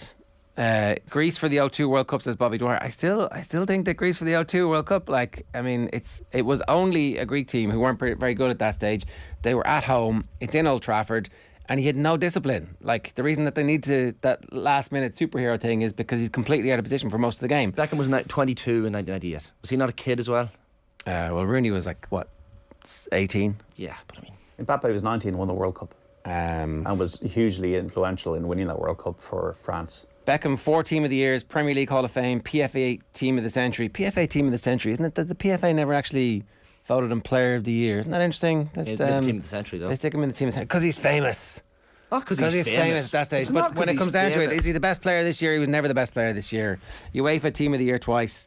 A lot of love for David Beckham out there, But rightly so. It's because the was in the queue, wasn't it? Brad Pitt, by the way, also an underrated actor. We should. Is he really underrated? He is. Do you want to start this? One of the great performances. Fight Club is brilliant. He's got so many great performances. Fight Club, he was good. Now. Like Brad Pitt is unheralded as an actor. Sorry, he's not unheralded. He's like literally one of the most famous and rich actors that there's ever been in the history of the planet. He's not unheralded because of his looks. Brad Pitt syndrome. We've just discussed it. Moneyball, a great one. Yeah, great shout. Once upon a time in Hollywood. Thank you, Colin. Keep them coming. That sports theme. Keep it on the sports theme with Moneyball as well. Don't come across now that you're being fed lines. Yeah, sorry. These all came just at the top of my head. Right. That's those comments. We're closing the Beckham section of the show. Unless you're a genius in the comments, you're not getting back in. 8:47. John, what have we got for us? We've got 3 takeaways. 3 Tuesday takeaways. Well, Liverpool, their best days might be behind them. I would worry for them a bit. I think that they're going to need a lot of investment. I think that Klopp will need to feel that he's got another go on him for the next 3 to 4 years. Because it could end quite quickly. He might just say, you know what, I've done my thing. I've won everything. It's been an amazing team, an incredible team to watch the last few years. But I just worry for them a bit at the moment because they were so consistently great. And now it's at times they're great, like the Nunez goal the other day. And at times they're just not what they were. That'll be one takeaway from the weekend. The second takeaway, Iker Casillas and Carlos Puyol are Muppets, and not much else needs to be said about them. And the third takeaway is that Roy Keane makes it okay to like 80s music, based on what he said last night on Monday Night Football. DJ Mike Anderson in the corner. Somebody actually has a video of me, Barry Dunn from 98 FM. No way! Has got a video of me doing the DJ or us, so I've got to dig it out now. I've got to get the memory stick off him from 29 years ago. So we'll try and get it on AM. That's the year I was born, by the way, John. Not to. Well, there you go. Everybody now in the whole world knows Barry Dunn as the man who makes people very happy when he phones them at like 4 o'clock in the afternoon for the cash machine. That's right. You must be quite into that cash machine, Ger. You're waiting for the call. Well, I mean, we're just not allowed to win. As well, you won so much in Kilkenny. Well done, everybody. By the way, well done, Ger. Thanks very much. Well done. Thanks very much to everybody. It was great. A good night was had. So specifically, he actually name-checked a bunch of people who... So he started off... Bob Dylan, I think, is his kind of stereotypical answer at this stage. He did top threes. So he did top threes of... Then he named about 5 others. 5 other 80s bands, didn't he? Yeah, he did Depeche Mode and Deacon Blue. Yeah. So it's okay. It's okay, folks, to like 80s music. Are Depeche Mode touring at the moment? They're playing in Malahide Castle next summer, and I must go because I saw them when poor old Andy Fetcher was here. I saw them in the Point, whatever it's called now. One of the best gigs of my life I've ever seen. Probably my favourite band. Overrated, I think, John. Are they an outdoor? Are they going to be as good outdoor? They weren't world class. Well, Dave Gann is some performer, so I don't know what the acoustics are like in Malahide Castle. I've only been to cricket there, up in that direction. But anytime Depeche Mode play, it's definitely worth going to see. Favourite Depeche Mode song of all time? I would probably say "Enjoy the Silence," but "Stripped" is also good. "Policy of Truth," and then even the early Vince Clarke era, "See You." Yeah, so there's a lot of good stuff in their back catalogue. Quality band. I'll stick it in the playlist when I'm driving home later on. We've got to get DJ Mike Anderson back. Yeah. So if one of you guys, I don't know if you got time for this, but Roy Keane did the top 3. So he did top 3 movies, music, holiday destinations, and sports stars. The safari pick was interesting. He said he was asked then what animal would you be on a safari? That was such an obvious tee up from the presenter. Yeah. Clearly a lion. Yeah, clearly a lion. Haha. So I don't know if you have any views, lads, because I thought the movies they picked were quite predictable. The Shawshank and The One Flew Over the Cuckoo's Nest and blah blah blah. So Castaway is my favourite movie of all time, and there's no Castaway. Is that Tom? That's Hanks? Tom Hanks, and Robert Zemeckis directed it. I think it's the most perfect movie ever made. There's so little dialogue and talking in it, and he then befriends an inanimate object in a volleyball, and you feel you actually cry when the volleyball floats off into the ocean, into the wilderness. Any director that can make you cry over an inanimate object, I think, deserves kudos, because I cried for. Is it not Bend It Like Beckham not your favourite movie, no? Not quite. No, Castaway. I have one of the Castaway. I have not seen it, so I must check it out. Ah, John. Tomorrow the sun will rise. Who knows what the tide could bring? I have that quote tattooed on my arm. It's honestly so much my favourite movie. I still watch it. It comes on at Christmas at different times, and I've watched it maybe 10 or 12 times, I think. I never get sick of it. Ger, have you a favourite film? Chinatown. Yeah, pick. Great. John Huston, great film. Can't argue. Great film. I watch it once a year. Stand By Me. Yeah, I have never seen Stand By Me. One of the great. To my shame. Really, John? Yeah. Coming of age classic. Yeah. Very sentimental. Rob Reiner. But also very good. And then I don't know. I was trying to think of a third one. Is it Tim Burton's Batman? But then I haven't seen that in a long time, so maybe it doesn't stand up. I'm not sure, but I think it probably does. I don't know. I might watch it with the kids this year and terrify the shit out of them. Yeah. What's your pick, John? Did you say your picks there? Wings of Desire is my favourite movie. It's about angels in Berlin who descend to Earth before the wall fell. I would also have Blade Runner in there, the final cut. Is that the 5-hour one? The original. When they got the Harrison Ford one and just got it right. It took them ages to get it right, but they got it right eventually. The atmospherics around that. So, also love Taxi Driver for a bit of darkness. Quite a good film. Saving Private Ryan as well, another one for me. Yeah, good movie. The World War II Obviously filmed in Wexford, Yeah. But there's so many. The great thing about it is you could pick a different 3. I'm one of those people that would happily go to the cinema alone. I just would go to the cinema to experience the movie and depart into another world for 90 minutes, 2 hours. I think it's an unusual thing. A lot of people I do the same. I do exactly the same. Yeah. I do exactly. I think we're in the minority. Maybe you could go together instead of going. Yeah. Is he Bend It Like Beckham? Movie friend. It's 8:53. John, good stuff. All right, Thanks a lads. million. That's John's Tuesday takeaways, and also. Can I just say one thing? Go on, yeah. New podcast. Mark your card. Golf tips, football tips, horse racing tips on the OTB podcast network with Betway. Start last week and we made our profit on the golf already. Second at 50 to 1, fourth at 33 to 1. Mark your card. Check it out on the podcast network. He's on fire. OTB AM brought to you live each morning by Gillette Labs for an effortless finish to your day. We're switching our attention to matters at Aston Villa, and I'm delighted to say we're joined by the host of Villa Space's, Ty Bracey. Ty, good morning to you. How are you? Morning, gents. I'm good. How about yourself? Yeah, not bad.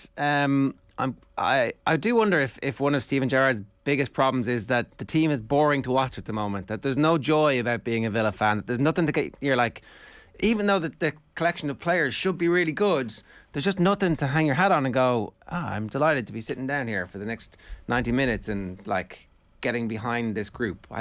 What's happened at the moment that... that's the case. Things are very stale. It's not the most enjoyable football we've seen in recent times. We're not looking very good in front of goal. Our final third product just isn't there. It's really tough at the minute to watch as a fan. It's quite frustrating, and we've got a striker who's out of form when the opportunities do arise. So it's a tough one for us as fans, really, because we don't look dangerous when we're going forward. I said last night, the only game I've watched us play this season that I've enjoyed was against Manchester City, and that was just a draw. It's worrying times. We just don't look great in front of goal at all, and we haven't got any strikers who are hitting the net when we do have those chances. So really tough at the minute, mate. I do wonder if part of it is that the concentration is on not giving up goals and being hard to beat, and as a result of that actually there's just not enough work being done on being creative. It's like, well, you guys are world-class footballers. You should be able to go out there and do that. Come on, Philippe, I pick you, I put you in the team, you fix it for me, as opposed to, okay, here's the strategy, there's the weakness in the opposition, this is how we're going to take on their left back or their centre back or their left-sided centre back, or anytime the goalkeeper has the ball in his hands, we're going to push up here. It doesn't feel like there's any strategy behind what they're doing as an attacking force. Yeah, there's nothing that seems uniform in our play going forward. It's very slow and sluggish, and then we have to call on a 37-year-old Ashley Young to get a rocket out of his back pocket and score last night. So, I mean, as much as I'm grateful, he's carried us through in some of the games this season. He's 37 years old. He's shown up in a time of need when we have injuries in those positions, and we're lucky to have him. So there's definitely a bit of an identity problem going forward. That's definitely a massive struggle, but something's got to change. Something's really got to change. I enjoyed your tweet last night, Ty, where you shared the Christian Perslow statement on the sacking of Dean Smith, and just for the wording of it. After a good start to last season, this year we have not seen the continuous improvement in results, performances and league position which we've all been looking for. For this reason, we've decided to make a change now to allow time for a new head coach to make an impact. Quite pointed, and a statement is that a statement you expect to see a fairly similar wording of in the next couple of weeks? It's a statement that was made of the reason of why we had sacked Dean Smith, and we haven't progressed. We brought Steven Gerrard in to take us to the next level. It was a risk, granted, because he had only done it at one club, but we brought him in to take us, push on up the table, push on up the top half of the table, at least be pushing for the Europa spots, playing good, attractive football, and we've done neither of those three. So there has to be a time limit on it. Obviously, the World Cup coming up soon, that's something where they could wait until that, but I can imagine it's a bit of a ticking time bomb at the minute. But does Christian Perslow as the CEO have to take any of the flack here for what's happening at the minute? Yeah, I mean, if it's him who's appointed the manager, then most definitely it has to be, but we have to take risks, and you only can appoint who's in front of you at the time, who was available when we appointed Steven Gerrard. So I will always get behind the manager no matter what. I'm not going to be toxic at Villa Park. When I go there, I'm always going to get behind the boys, regardless of recent performances or how we're playing. It's just to come away with a point against Nottingham Forest, and they really made us look bang average last night. So there needs to be something. There really needs to be something. It's concerning as fans. We're not enjoying the football we're watching. There was shouts of Gerrard out from the away end last night. Ty, do you think that if a new manager came in, that the current crop of players are underperforming? Yeah, I do. I think we've been unlucky with injuries, most definitely. Diego Carlos, massive loss. But defensively, I don't think we've been too bad either. Without him, I think we've been okay. But we are missing Bouba Kamara. That's a huge loss in the defensive midfield role. So those two things haven't helped at all. We've obviously had injuries at left back and right back as well, which also hasn't helped. But as a squad, we have a really good, talented pool of players. We could probably use one or two more in January if that is the case. I do think we do need one or two more. But yeah, the general squad as a whole, I'm very happy with, to be honest. So I guess that's the key argument here is whether or not Gerrard's getting the best out of his available resources, or if a new manager came in, they could actually do better with the same resources and then at least build a plan for investment and a structure towards that investment into the future. a question on the recruitment, right? Because I'm not sure who was behind the recruitment in the summer. Does it feel like it's going in the right direction, and does it all feel like it's part of a plan? You know, because at the well-run clubs, there's a director of football who buys players, and the manager uses those players to implement his style, and they're the clubs that are generally successful. You can see that there's a plan behind it. Maybe with the injuries, it's hard to judge whether or not those players suit Gerrard's style. What's your instinct about that? I mean, Bouba Kamara, huge talent, 22 years old, Champions League experience, got him on a free. Great signing. Diego Carlos, proven in Europe, great signing. Philippe Coutinho, most expensive Premier League transfer in history. No goals and assists in 10 games. It's the talent's there for the players, but it's just not clicking on the pitch. It's really not clicking on the pitch. And that is where somebody has to be held accountable for that. I mean, we did lose Michael Beale, who was Gerrard's number 2. He's took on a managerial role at QPR. Never easy to replace a character like that. He's very talented at what he does, and he's very good in his tactical abilities. Somebody just has to be held accountable for that. I mean, I don't think there's a problem in the recruitment process in terms of the players we have recruited. I'm happy with the business we did in the summer. We probably could have used 1 or 2 more. We definitely could have used 1 more in the middle, another 8. But there's players like Cameron Archer on the bench who aren't getting any minutes. We didn't send him out on loan, but he's not really featuring. He came on last night. He didn't look too bad when he came on. He looked like he was hungry to do well. He was hungry to put a ball in the box. Once he tried to ping a ball into the box with his weak foot, and then he tried to header a ball across goal as well when he could have just headed it in. There's definitely a player there as well, but if he's not going to get the minutes, send him out on loan and let's get someone in January who is going to start and play, because it's not working currently as it stands. We've got to do more. 7 goals in 9 games, it's just simply not good enough. Like you mentioned Coutinho there, Ty, and he was someone highlighted by Jimmy Carragher on Monday Night Football last night, where he said he was a million miles off it. He's a shadow of himself. And you mentioned the stats there. I think it's 1 goal involvement in 20 appearances at this stage, which is brutal from his point of view. He's the only attacking player as well that was actually bought by Steven Gerrard. And then after the game, Gerrard name checks him and Ings and Buendia, Watkins as these players who now need to actually just stand up and show a bit of leadership for the team. From the Coutinho point of view, it's very concerning as a Villa fan, I'm sure. Yeah, it is. But we know that the players in there. But we say that with everybody. But how many times can you say we know there's a player in there? How long can you be out of form for? It's we've collectively as a team. Everybody has a bad game. It's acceptable, but we've got to continuously as a team keep moving forward, and the form just has to be better across everything going forward. We look stale in the middle. We look stale going forward. Defensively, luckily, we've been okay. Emi Martinez had a great game last night, but with someone like Coutinho, you'd expect to see a little bit more. If that stat is corrected, 1 goal involvement in 20, we just need to see a little bit more. We really do. Emi Buendia's not getting the starts, not getting the minutes that he deserves. And he most definitely has that in his locker to do those things. So if you can't be starting a player who's not creating those chances, who is out of form, you've got to give them that kick up the backside and give somebody else a chance who's hungry and waiting, who can play in the same position. I do wonder about the responsibility that Purslow feels and the connection that he feels with Gerrard, how easy it's going to be for him to make that decision to move on, because ultimately it does look like it's bad business from him. Take Gerrard fails, it's his responsibility. The only way to get around that is if you do get somebody who's an excellent manager, and I don't know, is there a ready-made list of candidates? And maybe you never know about a good list of candidates. That's how good football should work. But who do the Villa fans believe is a credible replacement for Gerrard at this point?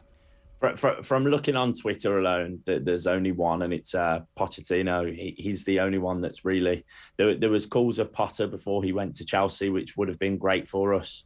Local boy as well. It could have been another fairy tale there, but Pochettino seems to be the only one who has really been spoken about. But would he come to Aston Villa? I think it'd be a great project for him. Should that be the case? Should we get rid of Gerrard? I think he would be a great successor to him to, take us to that next level, because he's got the experience in those areas as a manager. So whether he'd come to us or not is a different story. But again, a great project to take on going forward. You've got a really good base of players, a really good, strong core of players, and then you only can move up from there. The bare facts, Ty, are 9 points from 9 games, 3 points, I think it is, above the relegation zone. And you look at the fixtures coming up, you've got Chelsea at home next, then Fulham away, Brentford at home, and then Newcastle away and Manchester United at home. So not the easiest run of 4 or 5 games coming up.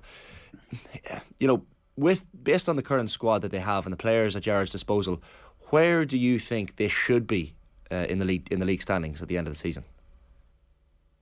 In the current, you mean how we're playing currently? Before the season, with that squad, just looking and forgetting the results so far this season, and you looking at that squad before the season started, where do you think they should have finished? There should be no reason for a top half of the table push. There should be no reason why we can't push for the top half of the table with that squad. Absolutely no reason whatsoever. But as we said, 7 goals in 9 games. Where are the goals coming from? There's no attacking threat. There's no identity going forward. It's really stale and really poor to watch as a fan. It's so frustrating. And to all those fans who have gone there on a Monday night to Nottingham to watch us play and, sung for 90 minutes and then have to endure that. It's a massive shame for them. Tyrone Mings has gone over to everybody, gone over to the fans and had a chat to the fans. Nobody else really did that. He went directly up and spoke to the fans, and he was the only player who did that. And that's the player who was stripped to the captaincy. I mean, when you think about that, right? Like, I just don't believe that Gerard has any emotional intelligence when it comes to dealing with the players. I don't believe that he's got the ability to take Ollie Watkins' struggles and convince him that he's a great striker and that he can kick on. Like, under a good manager, Ollie Watkins would be scoring goals because he'd believe in himself and he'd have confidence. Emi Buendia would believe that he deserves to be in the Premier League, and no good manager would have treated Tyrone Mings the way that Steven Gerrard did, because it was like taking a club hero, cutting the legs from under him, and then he needed him the next week, and Tyrone Mings has done nothing wrong. Like, it doesn't make any sense to me, and that's the main problem I have with Steven Gerrard. Well, that and the fact that I don't have a clue what football he's trying to play.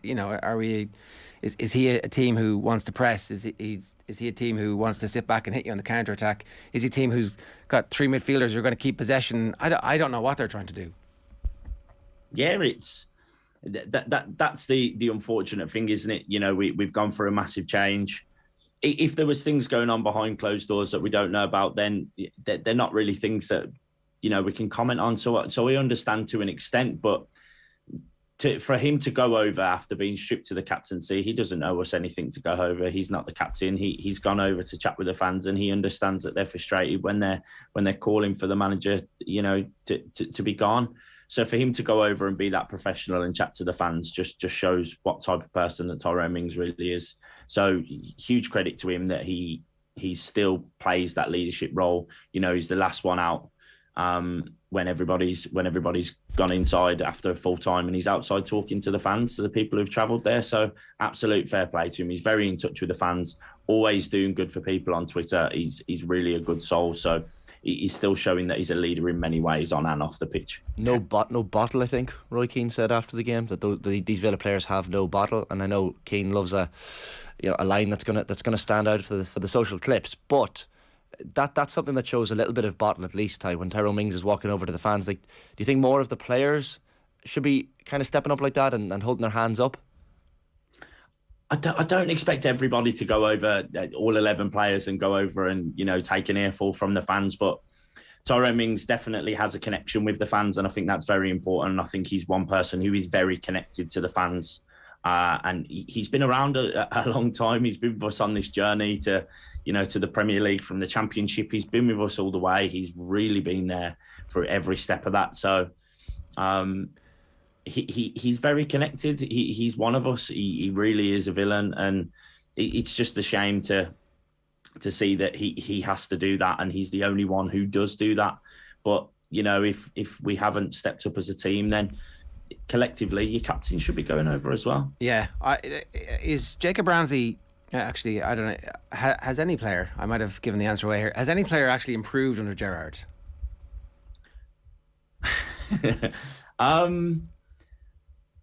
That's a good question.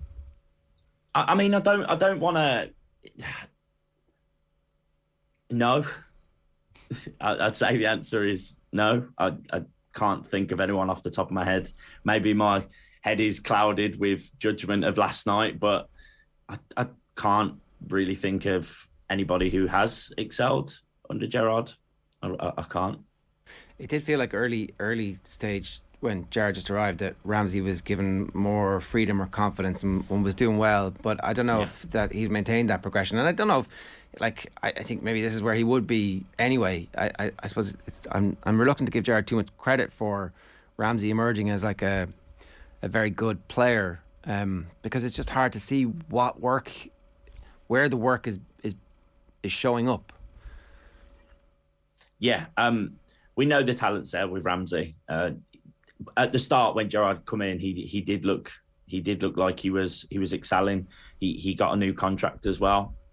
It looked like he was really growing into a young man with great talent. But last night, a bit of a hothead. But he did keep getting snapped. The ref didn't protect him. I think 2 of the 3 fouls, or maybe even all 3. There was times where there were challenges that were a bit naughty on him. So I could understand where the frustration was coming from. And obviously we weren't playing the greatest. We probably just got a bit on top of him. So I really don't. I understand why last night he may have drifted off a little bit, and he got a yellow card, then ultimately got took off in the end for us to go a little bit more attacking. But you've got to keep your head. You've got to keep your cool in those situations, especially when we're chasing 3 points in the situation that we're in. Can I just ask you a last one from me, Ty? A bit of a random one, but we've been kind of talking about Monday Night Football on the show this morning, the Sky Sports coverage, and referencing a lot of the talking points that came up between Keane and Carragher and the top threes, the lists. Like, we often joke when a game isn't maybe as sexy as some other games, like maybe it might seem unfair to Nottingham Forest and Villa fans, but it's not the Monday Night Football game that gets everyone's juices flowing. For someone who supports one of those teams, how do you feel about watching them? I think it was only maybe 7:35 or 7:40 p.m. before the build-up actually started for the game itself. So I'm interested to know how that makes a fan of one of those teams feel. It is hugely frustrating as a fan of one of those clubs. It is hugely frustrating. I think it's disrespectful to the clubs. I mean, it doesn't surprise me that when we're lining up for a corner or a substitution that they don't show a quick ad break of something that happened in Arsenal v Liverpool the day before. I understand the size of the clubs in terms of fans, but Aston Villa and Nottingham Forest are no small clubs. Nobody in the Premier League is. It's the biggest league in the world. There's more than enough coverage, more than enough to talk about during those shows, in the build-up, to have a good pre-match build-up of both teams. Let's talk about Villa and how we're doing recently. Okay, it might not be positive, great coverage that we want to see, but there's been nothing happen recently where we've looked great. But let's look at things and look at where areas we needed to improve leading up to this game. Let's look at Forest, the money they've spent in the window, their rise back into the Premier League. Look at those things, build that up, build that suspense up before the game. But instead we're watching 20 minutes before kickoff whether Gabriel Jesus handballed the ball or not. Who cares? It was yesterday.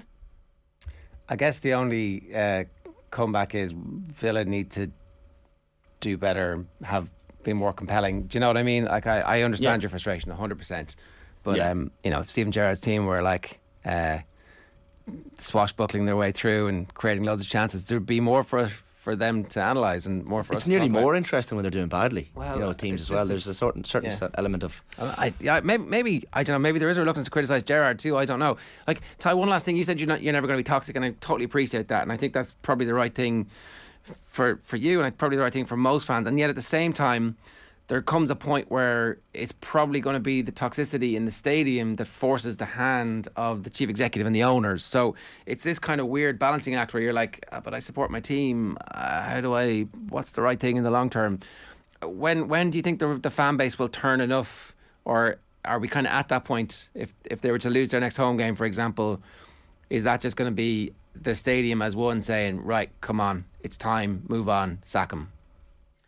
I mean, we played better against the bigger clubs. we 2-1 against Arsenal. We gave Man City a very good game.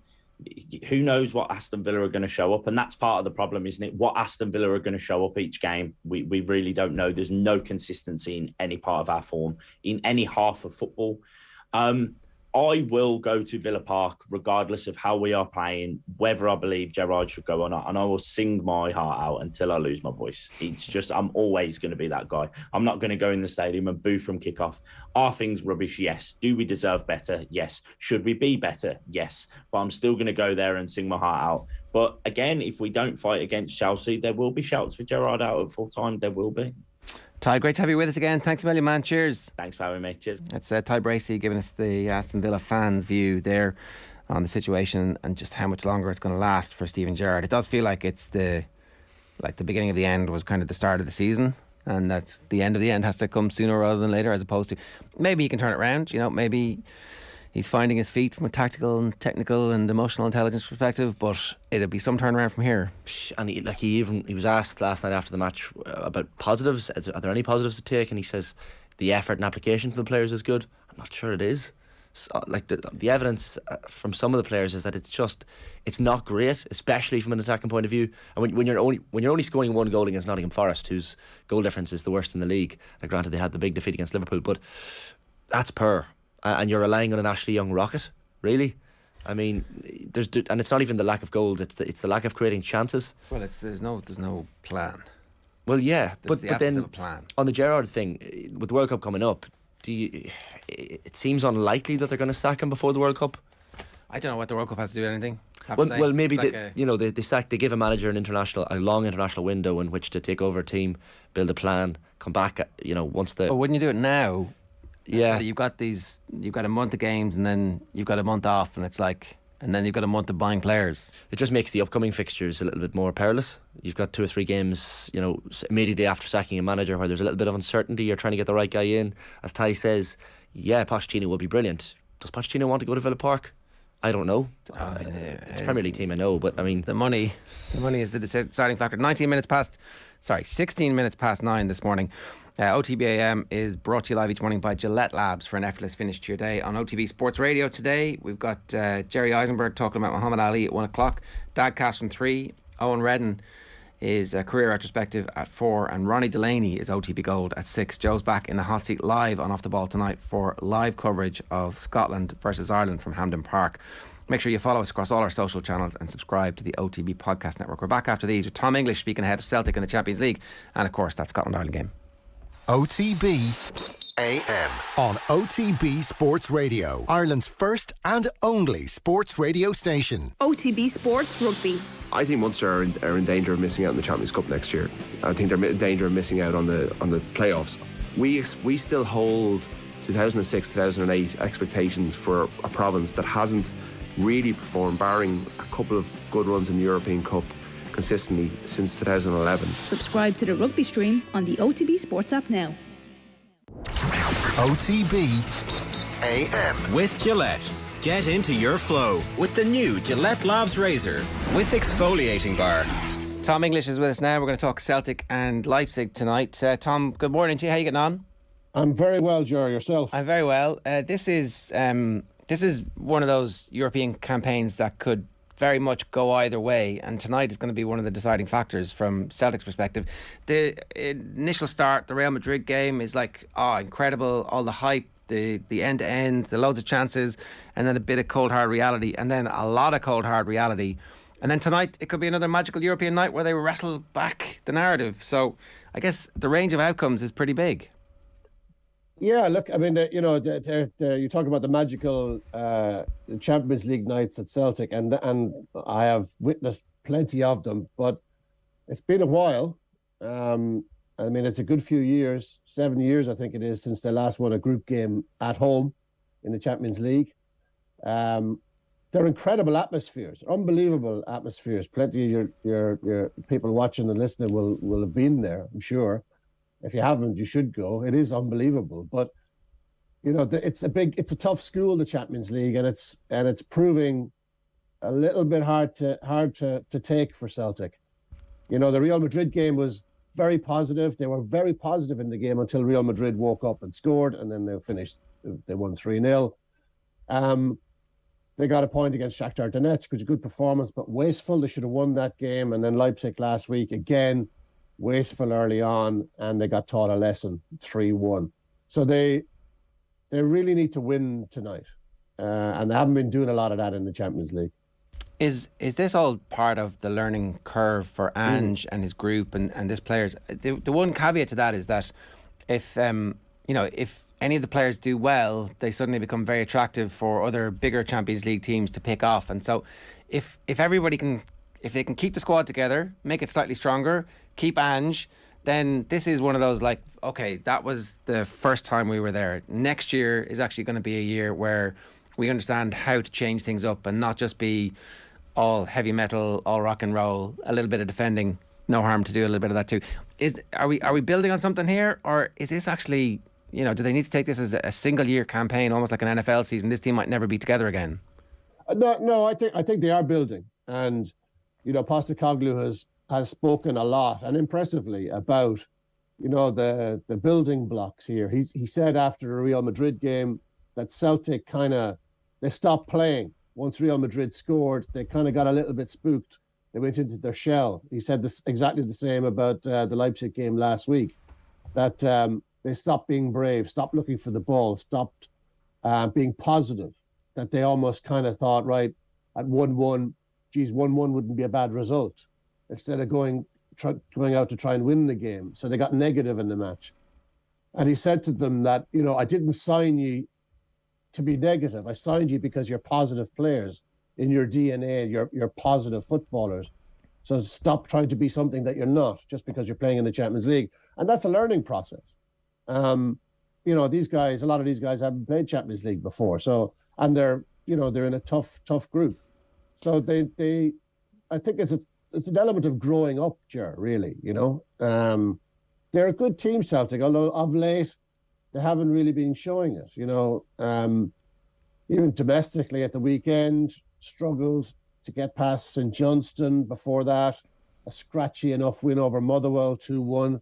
Before that, lost 2-0 to St Mirren. So they're having to battle through these games at the moment. They've got a few injuries now. The captain is out, Callum McGregor, captain, most influential player, best player. He's gone. He's the guy who sets the tempo for them. So they don't have their troubles to seek, and they've got 13 games in 44 days, which is another point Postecoglou has made. There's a lot of fatigue going around. Well, on that, Tom, I mean, it is a bit of an issue because you look at the turnaround as well. I think they got back last week from Leipzig at maybe 3 a.m. on the Thursday morning, Postecoglou said, and then they have the lunchtime game on Saturday against St Johnstone. So, and I think the question was probably in relation to Jota's injury and the pile-up of injuries. So, fair enough excuse from Postecoglou? Yeah, I don't think it's an excuse. I don't think he would use it as an excuse. I don't think he'd use that word. He'd say an explanation. Maybe we're splitting hairs, but he would say it as that. He's called it an impossible workload. That was his direct quote. And he says it's not just a Celtic. He says a lot of the teams in the Champions League have the same scenario. They should be. They're creating a lot of chances in these games. Say just the domestic stuff for a start. They're creating a lot of chances, but they're not converting. They're used to converting a very high percentage of their chances. I mean, they put 9 on Dundee United earlier on in the season when they were absolutely ruthless. We haven't seen that kind of clinical side for a little since then, really. So I don't think you could put fatigue down to them missing chances. And they missed chances last week as well against Leipzig. I think just it's a lack of accuracy. Maybe in the Champions League, they get a little bit spooked. They know what's on the line. It's a number of things, but certainly the growing fatigue in the squad is an issue in Europe. It shouldn't be an issue in domestic football because they still have a big enough squad. And, the guys coming off the bench are all better players really than most of the guys they're coming up against. Like we spoke to Mark Wilson on the show about this last week, and look, I don't expect Ange Postecoglou to change tact on what we know and come to love with this attacking football, especially in a home European game. But I mean, Paul Lambert and Gordon Strachan were on TV after the game against Leipzig last week, kind of saying, or questioning or querying, is this style of play the right one for European football? Like, I'm not saying Postecoglou is going to change because I don't expect him to change, but is there an argument for it, Tom? There's an argument for everything. But it's not one I believe in. I think Postecoglou is this is the way he wants to play, and he's absolutely convinced that over time that this is going to be a success domestically, whatever success looks like for Celtic, maybe getting through to the next phase, but that it's going to work once players become more and more used to it. They're used to it domestically. They need to get used to it against better opposition in European competition. I think if you said to Postecoglou, right, you need to be a bit cannier here. You need to be a bit more defensive. He wouldn't have that. He wouldn't have it. He says, what's the point of you trying to turn me into something that I'm not? You know, the reason they won the league is because this is the style of play that they deployed. So I don't think there's much point in him kind of betraying his own principles just to kind of try and grind out an occasional draw. And to survive in games. He's not about that. I think it's one of his more admirable qualities. Some might call it naivety. I wouldn't see it that way. I think he's aspiring to be something, to be better than a team that just kind of exists in the Champions League and goes out tamely. He wants to be a team that actually can maybe play their way into the next phase. And there are growing pains with that, for sure. Paul Lambert's Aston Villa were worse than Stephen Gerrard's Aston Villa, by the way. So he can pipe down. I totally agree with you though, like, because it's the type of thing that forges this bond with the fans, and then surely the players really love playing in it as well. And if you get, you know, it's going to help with recruitment. People are going to be excited by the fact that I am going to be trusted to take risks, and if a mistake happens, I'm not going to be thrown under the bus. So like, I guess the key question is, and it keeps coming up anytime there's a vacancy in the Premier League, is what's the clock on this project from the manager's perspective? How long haul do you think he might be here for? I don't know, Ger. I mean, I don't know. He's been linked with a load of jobs. Every time there's a job that comes up in England, he looks like he's being linked with it. I think, and he hasn't given a whole lot away, so I'm trying to kind of second guess here. I think he feels he has an awful lot left to do at Celtic. And I think that he is extremely grateful to Celtic for giving him this opportunity, for taking a gamble on him when nobody else was taking a gamble on him. I think he's a man of kind of principle. I think he's loyal. I hope that doesn't come back to bite me now. But I genuinely do believe that he loves where he is, and he sees it as a project. I know it's a horrible word, but he does kind of see it that way, and he's in no rush to leave at all. I always felt when Brendan Rodgers was there that the first big job in England he was offered, he would be gone, despite him eulogizing the club on an hourly basis, despite him saying it's the greatest job in the world, despite him saying that, you know, he would have crawled across broken glass to get to Glasgow to do this job. There was always something a little bit fake about it. You know, with Postecoglou, I think he's just a solid guy, and I think he does feel as if he has a lot left to achieve. Well, can I ask you, who is the David Dean in this? Because I'm thinking it sounds very Wenger-esque, you know, takes the risk, comes from the other side of the world, and it plays this football which thrills everybody, and also buys lots of players that nobody else kind of knew by having a bit of a market advantage. So you can see the parallels. But who's the David Dean character in this? Because we've spoken down over the years about some fairly significant missteps at senior management level within the Celtic hierarchy. Somebody surely is feeling good about themselves at the moment. Yeah, and it's probably a mixture. Peter Lawwell, the former chief exec, would have been very much involved in this. Right. He's not in that position anymore. Michael Nicholson is now filling that position.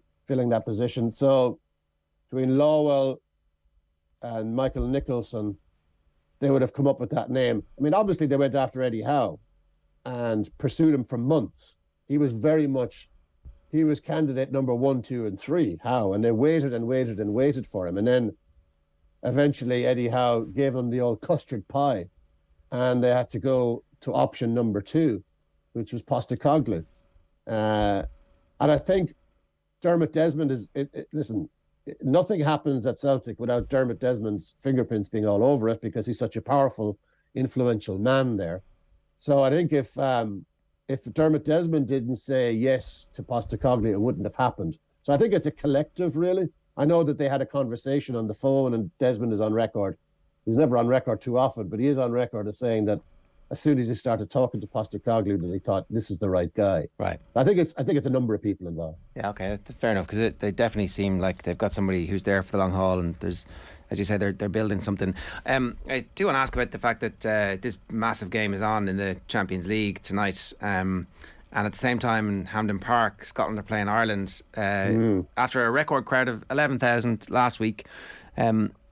Presumably a lot of people who might have been interested in going to see the women's team try and qualify for the World Cup against Ireland might be going to Celtic instead. Yeah, well, listen, I think if you're going to go to Celtic, you're going to go to Celtic. Doesn't matter what's happening down the road. If you're a Celtic fan, you're going to go there. But whether some people might stay indoors and watch Celtic in the Champions League rather than go to the women's game, I don't know. They're expecting another record crowd today. They're expecting to top the crowd from last week. So I think there'll be a very, very good crowd there. There's a major buzz, as there is in Ireland. Like there's a major buzz over here about this game, and it's certainly in the media. It's going 50-50. It's going toe to toe with the Celtic game and the Rangers game tomorrow night against Liverpool in terms of coverage. All right, that's interesting, because we weren't sure exactly if it had kind of crossed over, because here it's the lead story in loads of the back pages, and it's certainly and it has been really since they were in camp last week, and everybody's talking about the fact that this is the potential breakout moment. It's also, I guess, a potential breakout moment for Scotland, who seem to have got their house in order over the last couple of years as well. Yeah, absolutely. They qualified for the last World Cup, 2 narrow defeats and a draw. They blew it really against Argentina. They were 3-0 up with about 20 minutes to go, and they drew 3-3 and they went out of the tournament. But the experience stood to them. They had a pretty nightmarish end game and all of that. Shelley Kerr, the then manager, kind of balled her players out of it. After that 3-3, the atmosphere was toxic in the camp for the next qualifying campaign. Players were deeply unhappy there. But since Shelley Kerr left and Pedro Martinez Losa came in, they seem to be much happier. The results are good. They beat Austria, 20th in the world. They beat them last week. A draining game on a heavy pitch and lousy weather in Glasgow. Extra time that might stand to Ireland. Will be a lot fresher tonight. But I spoke to one of the Scotland players the other night and said, look, adrenaline will get us through this. Yeah, we had to play 120 minutes the other night in lousy weather, and Ireland are fresh. But, when the prize is so big, the kind of energy will always be there. I suppose I'm only half looking for a John O'Mahony Fancy Dan's thing here, Tom, with asking you this, but we were talking earlier about the fact that Scotland are the bookies' favourites, and quite heavy favourites. You're talking Ireland at 7-2 in some places for tonight's game. Are they really? 7-2? Wow. Like, is that confidence coming across? Is there anything you can tell us from the Scottish media of the coverage that Vera Pauw can stick on the dressing room wall? Oh, no, I don't think. I'm afraid there's nothing that I have seen. There's no arrogance. There's no overconfidence. I think I spoke to one former Scotland player, a 70 capper, at the weekend, and she said if she was to have her last pound on it, she'd probably go Scotland, but it would be very, very tight. A huge respect for the Ireland team, unbeaten in the last 6. They got a draw against Sweden, one of the top teams, obviously, in the world. So on that form line, you think, wow, okay, Ireland are in serious danger here. Austria, Scotland beat Austria last week. Austria are higher in the rankings than Ireland, if the rankings mean anything. So the form guide is kind of all over the place. I'm amazed 7-2. That is incredible. That is, and I think everyone in Scotland would go, wow, there's no way this is a 7-2 match. There's no way Ireland are 7-2. I think I was a margin, because of home advantage, marginally Scotland, but only marginally. Yeah, it kind of feels that way, and it feels like a lot of, especially when you reach the level of prize that is on offer for a team to win this game, like, it's going to be very unlikely that one team is going to hammer the other. Tom, enjoy the game. Great stuff. Thanks a million. Cheers, lads. Take care. That's Tom English giving us a view from Scotland this morning about two big games happening simultaneously. We're obviously going to talk about both of them on the show tomorrow as well. A reminder though, OTB AM brought to you live each morning by Gillette Labs for an effortless finish to your day. You missed the point with Celtic. It's not playing defensive to be smarter in Europe and not press the ball every time. If it's not on to press, it's not on. Play smart, says Graham Shaw. Give it up, Shane. Beckham was never world class. McManaman won more at Real Madrid and was obviously more important. You did say no more Beckham comments, but of course you'll find one to fit your own narrative to squeeze in before the end of the show. Well done. You don't win a treble and be a pivotal member of that team and not be world class. Beckham was world class from 98 to 02, says Terence Buckley. Absolutely. Beckham was a bit like the Top Gun movie, says Shifty Lad. Brings in the money, aesthetically great to look at, but wouldn't be able to win an Oscar. Might win Oscars in not in acting or maybe storyline, but visually it was pretty stunning, I thought. Oh, I haven't seen it, but Beckham, he's right. Sorry. He's right about Beckham. The analogy works.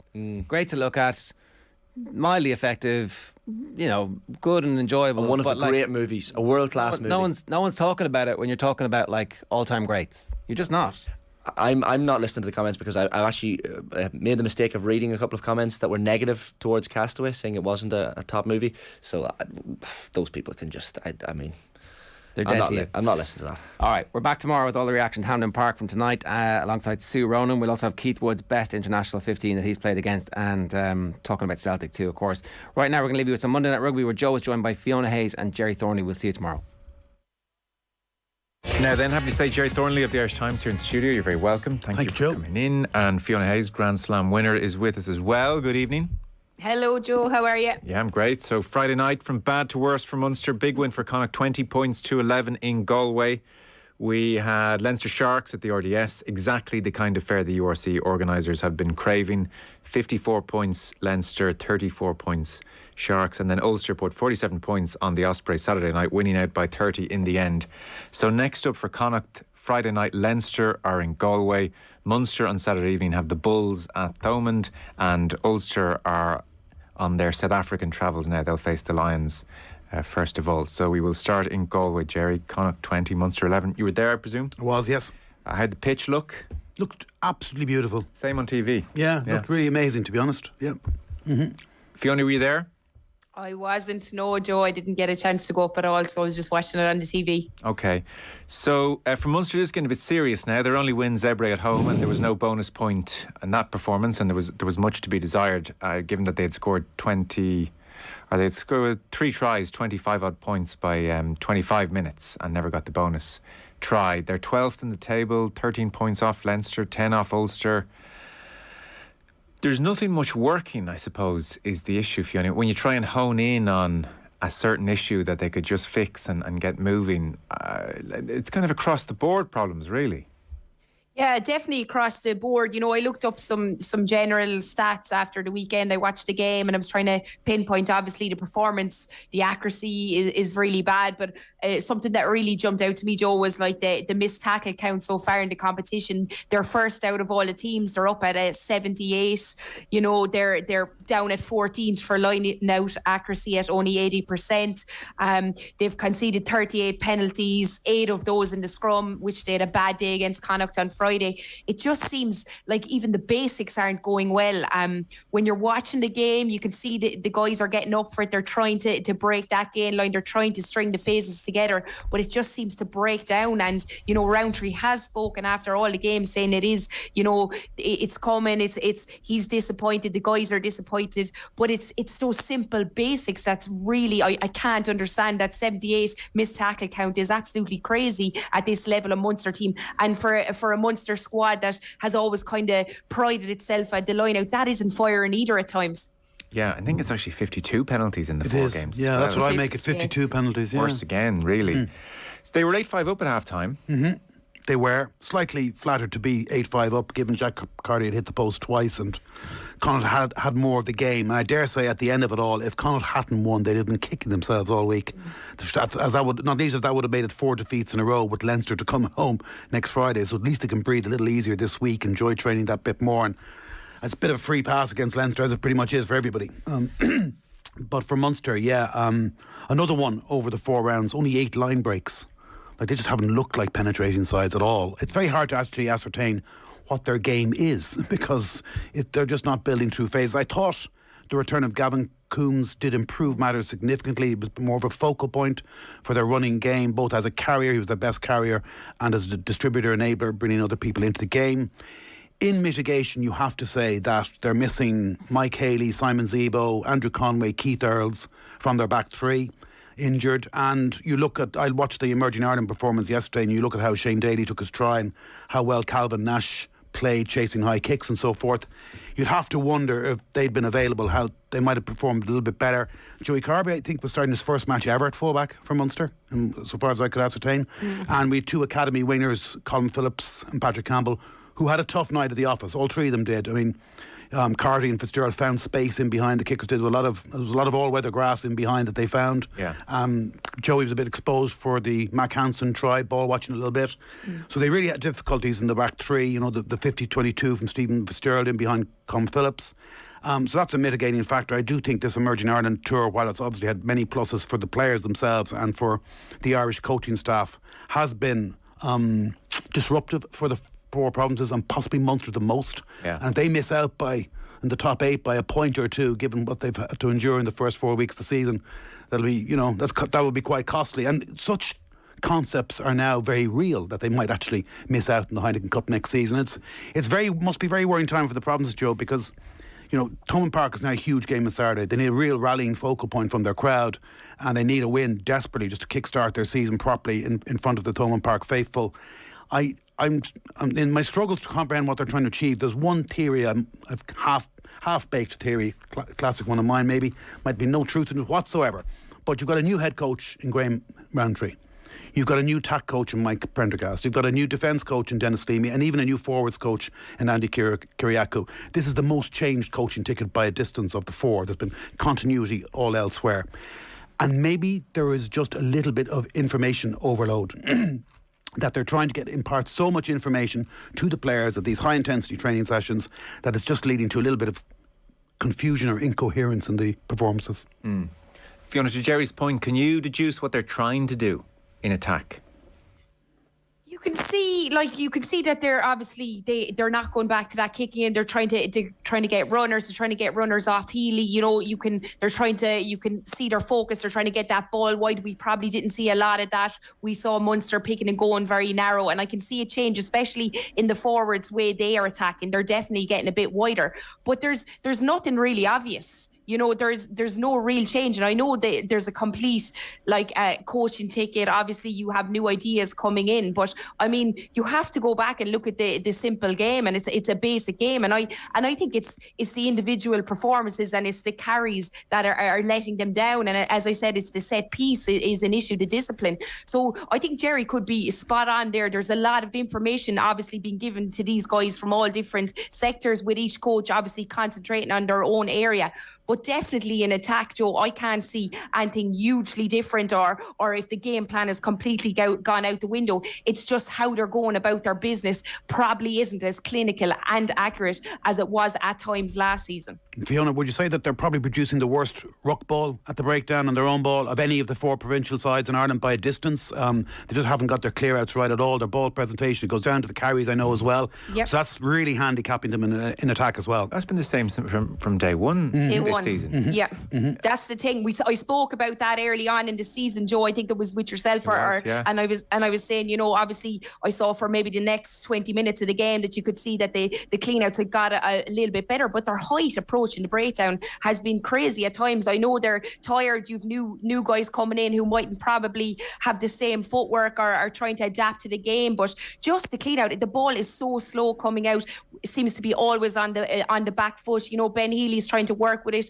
With Conor Murray obviously starting this week, I just thought everything about the game looks really, really slow at times, and that's including the breakdown, which they haven't improved. And that to me is crazy, because we've talked about in the past. I'm sure they've looked at videos. I'm sure they're focused on that an area, but I haven't seen definitely over the 80 minutes where it's completely changed and they've really got to grips with that area. And then normally they bully teams, particularly Connacht over the years, at scrum and line-out time. But the first two scrums, like particularly the second one, when Connacht almost obliterated the Munster pack, you've no idea what impact that had on the 5,000 plus crowd around the ground. It was almost seismic. You could almost hear the earth move underneath, or the all-weather pitch move underneath. It really had a profound effect in the game. It drew a line in the sand. It possibly influenced the referee as well a little bit.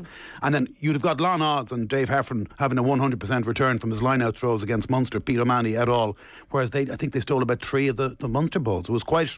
If they don't have that platform, then they are going to struggle. So they're struggling at scrum, line out and breakdown. It's kind of difficult to build an attack as a result of that. Yeah, very worrying. Yeah, sorry, Fiona. Yeah. No, I'm just saying, and look, I mean, Thornbury probably had one of the best games I've seen him play for Connacht, and Beelum as well was absolutely exceptional. But the Munster have to take that. We need leaders to step up. You have Kilcoyne on there. He gives away 2 early penalties. He needs to put his hand up. He's trying to get back in that Irish jersey and get back in that setup after being injured as well. But it just doesn't seem like anyone's taking the reins and really having man-of-the-match performances week in, week out. We saw Jack O'Donoghue do it at times last season, but I'm not seeing anybody so far week in, week out really playing well for those 80 minutes. There's probably a lack of confidence there as well. Yeah, it's definitely that, and you can see it filtering through. I'm sure, Fiona, you watched the exchanges up front especially closely. It was quite noticeable. We spoke after the Dragons game, I remember now, and they smelled blood somewhere 15-20 minutes into the game up front, the Dragons. It was almost like they sensed, hang on, we can take Munster on here. And so here we are a number of weeks later, and Connacht, scoring those 2 tries in the second half, Beelum and Paul Boyle, they obviously smelled blood as well in the maul and in the scrum. So even as Jerry said, that traditional Munster grid and, well, look, we'll take someone on up front, that's evaporated thus far this season.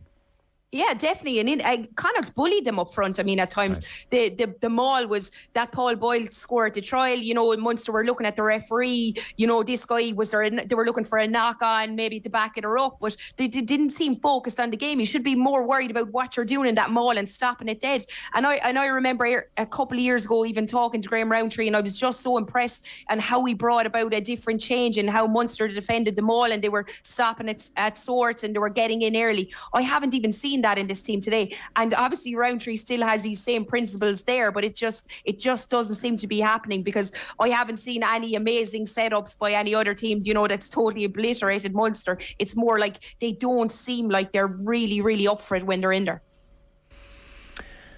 Yeah, one of the kind of mumblings which has come out in the last couple of weeks as well is that they're not as fit really as the coaching ticket might like them to be as a group, and to implement this more high octane game plan you need a level of fitness which isn't there. So that's just to compound matters further.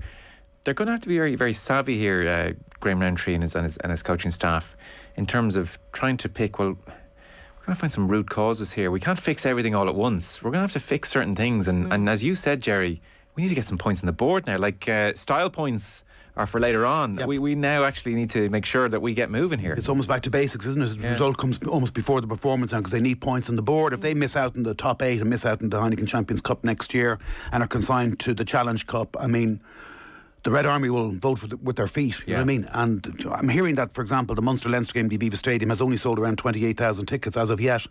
That was always traditionally a sellout, and by now would be at least the ticket sales would be in the mid-30s. One ventures that the Munster supporters are long sick, become tired of the Aviva Stadium, and particularly games against Leinster, and then you throw in the heartbreak of the Toulouse match as well. It's definitely not their favourite ground in the world. No. Remember them losing against Saracens, Scarlets there, I think, as well in playoff matches. So their record is pretty poor there. So they need results quickly. It looks like they almost need to go back a little bit to the basics. Bulls is going to be a very searching examination. I do think that, for example, Leinster just won at the weekend a pulsatingly thrilling match, which we'll come on to by 54-34. Conceded 34 points, 5 tries. What do you think they probably concentrated the most on in training today? Defence. Exactly. So I would think that the Munster might have to start really simplifying things a little bit more, just to get confidence back up again, be very sure in certain aspects of what they're going to try and do, and just go out and get it. Hopefully get the crowd going early in Thomond Park.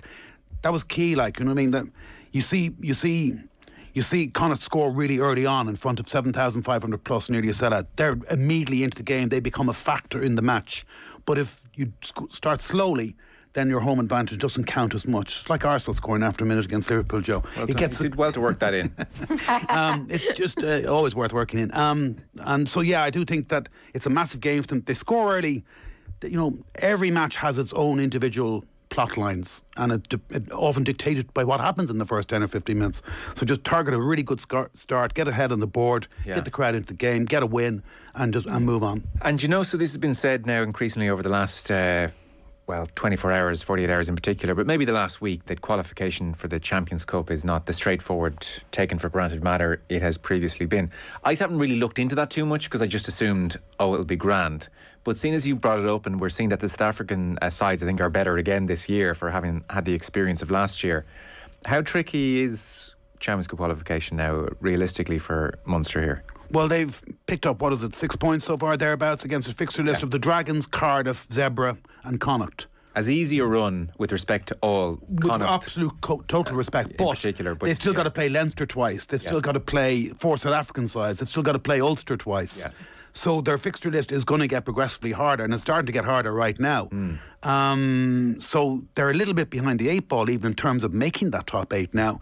I remember one season they did it with 2 late wins in Musgrave Park. They needed 2 wins out of 2 with bonus points and got the job done in front of Musgrave Park. They might have a little bit of a high wire act to get into the Champions Cup again next year, because as we're seeing from the South African sides, they're only going to get stronger. Munster, it hit Connacht last season, it's going to hit them again this season. They are in the tougher section. Munster could conceivably finish 8th but miss out on Champions Cup because they've one of the Italians or Scottish sides tops their pool and finishes 9th. You know what I mean? So I think it is progressively getting more and more difficult to qualify for the Champions Cup. You certainly can't take it as read, and you certainly can't take it as read when you make a start like Munster made. Fiona Healy at 10 and Carberry at 15 caught the eye. Was that more just by necessity with injury in the back three? Look, Joey, sorry, you're going to have to just start there, and this isn't Munster trying to find something new, do you think? No, I think it was more necessity. I'm sure there's that conversation going on with Ireland. I mean, you're probably not looking at Carberry getting a chance at 15 at the minute unless he is an absolute crack in few games, which he mightn't even get a shot in the Munster game, so I'm sure they have to. He will be guaranteed some game time with Munster at 10, because how can he get called up to Six Nations if he isn't playing that? So it's literally, I think, out of necessity.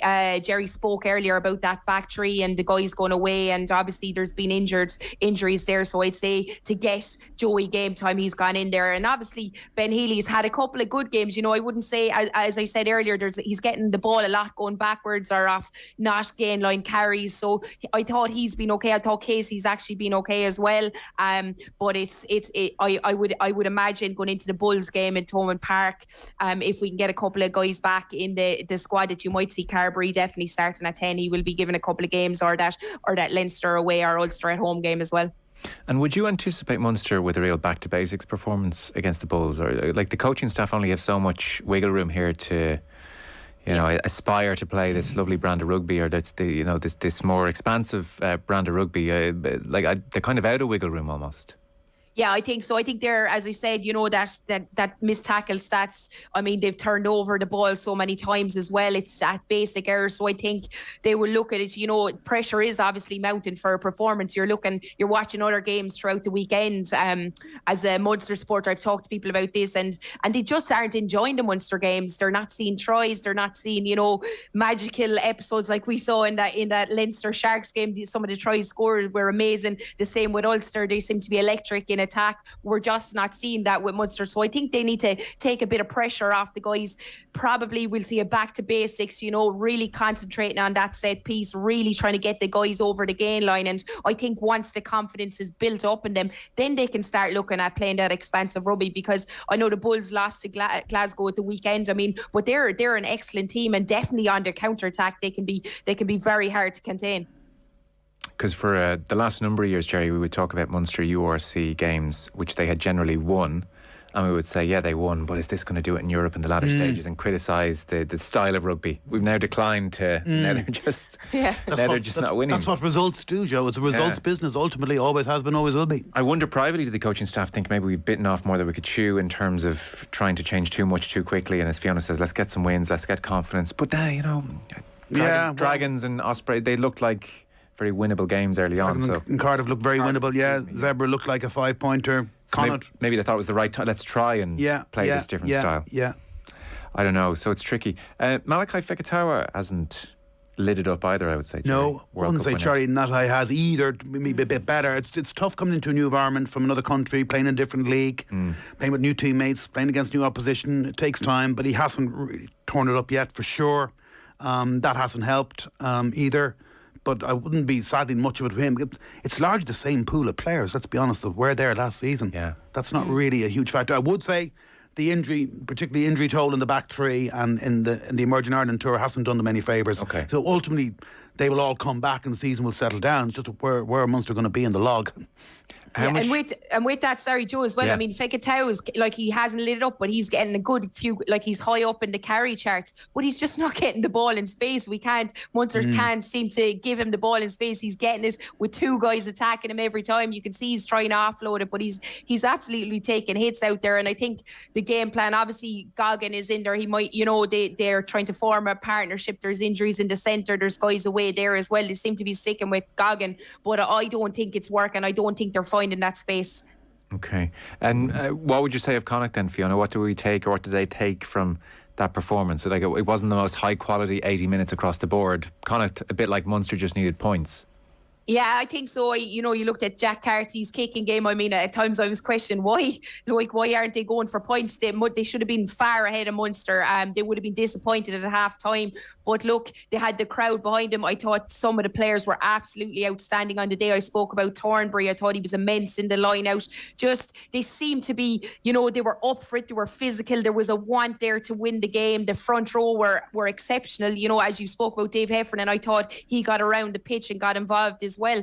Look, Connacht, obviously, we've talked about how attacking, we haven't seen the same style attacking, or they weren't getting the ball wide as much this season as we saw last season, but they went out there to try and win the game, and they came away with all points, and they came away with guys actually having great performances as well. We saw Mac Hansen, he's electric when he got going, his footwork and everything, and he burned Joey. I know Joey was watching the ball, but he done really well to catch and go around him. So look, they had some star performances, and on the 4G pitch, Munster training 4G as well, there's no excuse there. I just thought that it really suited them, and they looked like they were getting around the place pretty well. It was a vital win for them, and it was coming. I mean, I tipped them to win. I thought their performances were progressing over the 3 games, and you could see they were making more line breaks, they were making entries into 22. They looked closer to winning a match than Munster had done, and I thought even at 13-8, I thought they shouldn't have been underdogs. I thought it was generous odds on Connacht given the way they've been playing and the emotive factor of being at home. You know what I mean? 7,500 capacity crowd virtually, and wanting to do it on this new pitch. So now they've got momentum going into the Leinster game. It was almost must win for them as well. Yeah. Given they've got Leinster coming this Friday, they could have been 5 from 5 defeats, and then how would their season be looking? So they needed that. They'll get another full house this coming Friday. Very weird, the fixture, isn't it? That their 2 marquee matches have coming back to back in October. Their first 2 home games of the season. Really puzzling fixture schedule. But anyway, I think I agree with everything that Fiona said about all the performances. Gavin Thornby, Jack Carty will only get better, and that was his first run out since May. Yeah. And John Porch again came up with a couple of hugely important plays. Maybe Conor Fitz, I don't know if he's the answer at full back. That's a bit of an issue for them, but it's a very handy having that left boot option. So there's a little bit of momentum now, which is something Munster would love to have. May nobody look at you the way Johnny Sexton looks at referees. I did think to myself, I was like, it's nice to be back here. It's just something very reassuring about Johnny Sexton giving out to Craig Evans. I thought, the world is crazy at the moment, but there are some things we can depend on. 18,000 of this game, 13 tries, 8 for Leinster, 5 for Sharks, who played a great brand of rugby, you'd have to say. Some of their tries were fantastic. It was 21-20 at half-time, so a real contest. Leinster pulled away in the second half with 5 tries, including from Andrew Porter and Robbie Henshaw and Sexton in that second half. So I said, Jerry, at the top, this is the kind of regular season fare that URC organisers and fans alike have been crying out for years. Yep, and there was a portent of it in the semi-final defeat last season as well, and I always felt that Leinster were going to target this match because they'd been beaten at home by a South African side in the semi-final. It didn't matter, it wasn't the same South African side. They wanted to make a statement, as they'd done in the first game of last season as well. And I thought that they would go for it, and they did. It's a little bit surprising that they were opened up, but then again, you've got to give credit for the way the Sharks played and some of the tries, like Afalele Fassi, the fullback, 2 tries, and that winner, Takir Abrahams.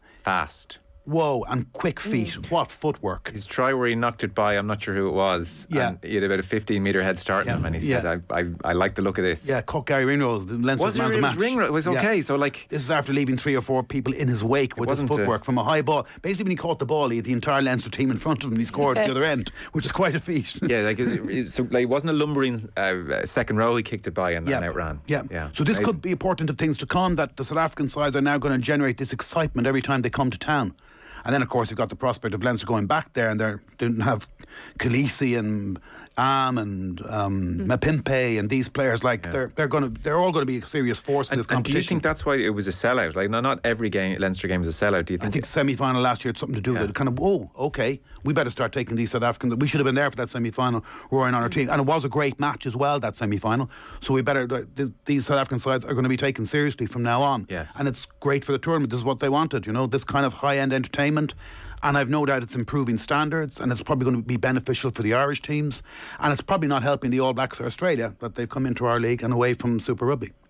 Because Fiona Stewart-Lancaster has talked in the past, and we all talk about Leinster struggling with size, be it La Rochelle or Saracens, but Lancaster and Leo Curran have acknowledged that, but only to a point. I don't think they love that, but they have certainly said, Lancaster definitely on the record as saying, we could do with being tested more often. So now OTB AM with Gillette. Get into your flow with the new Gillette Labs razor.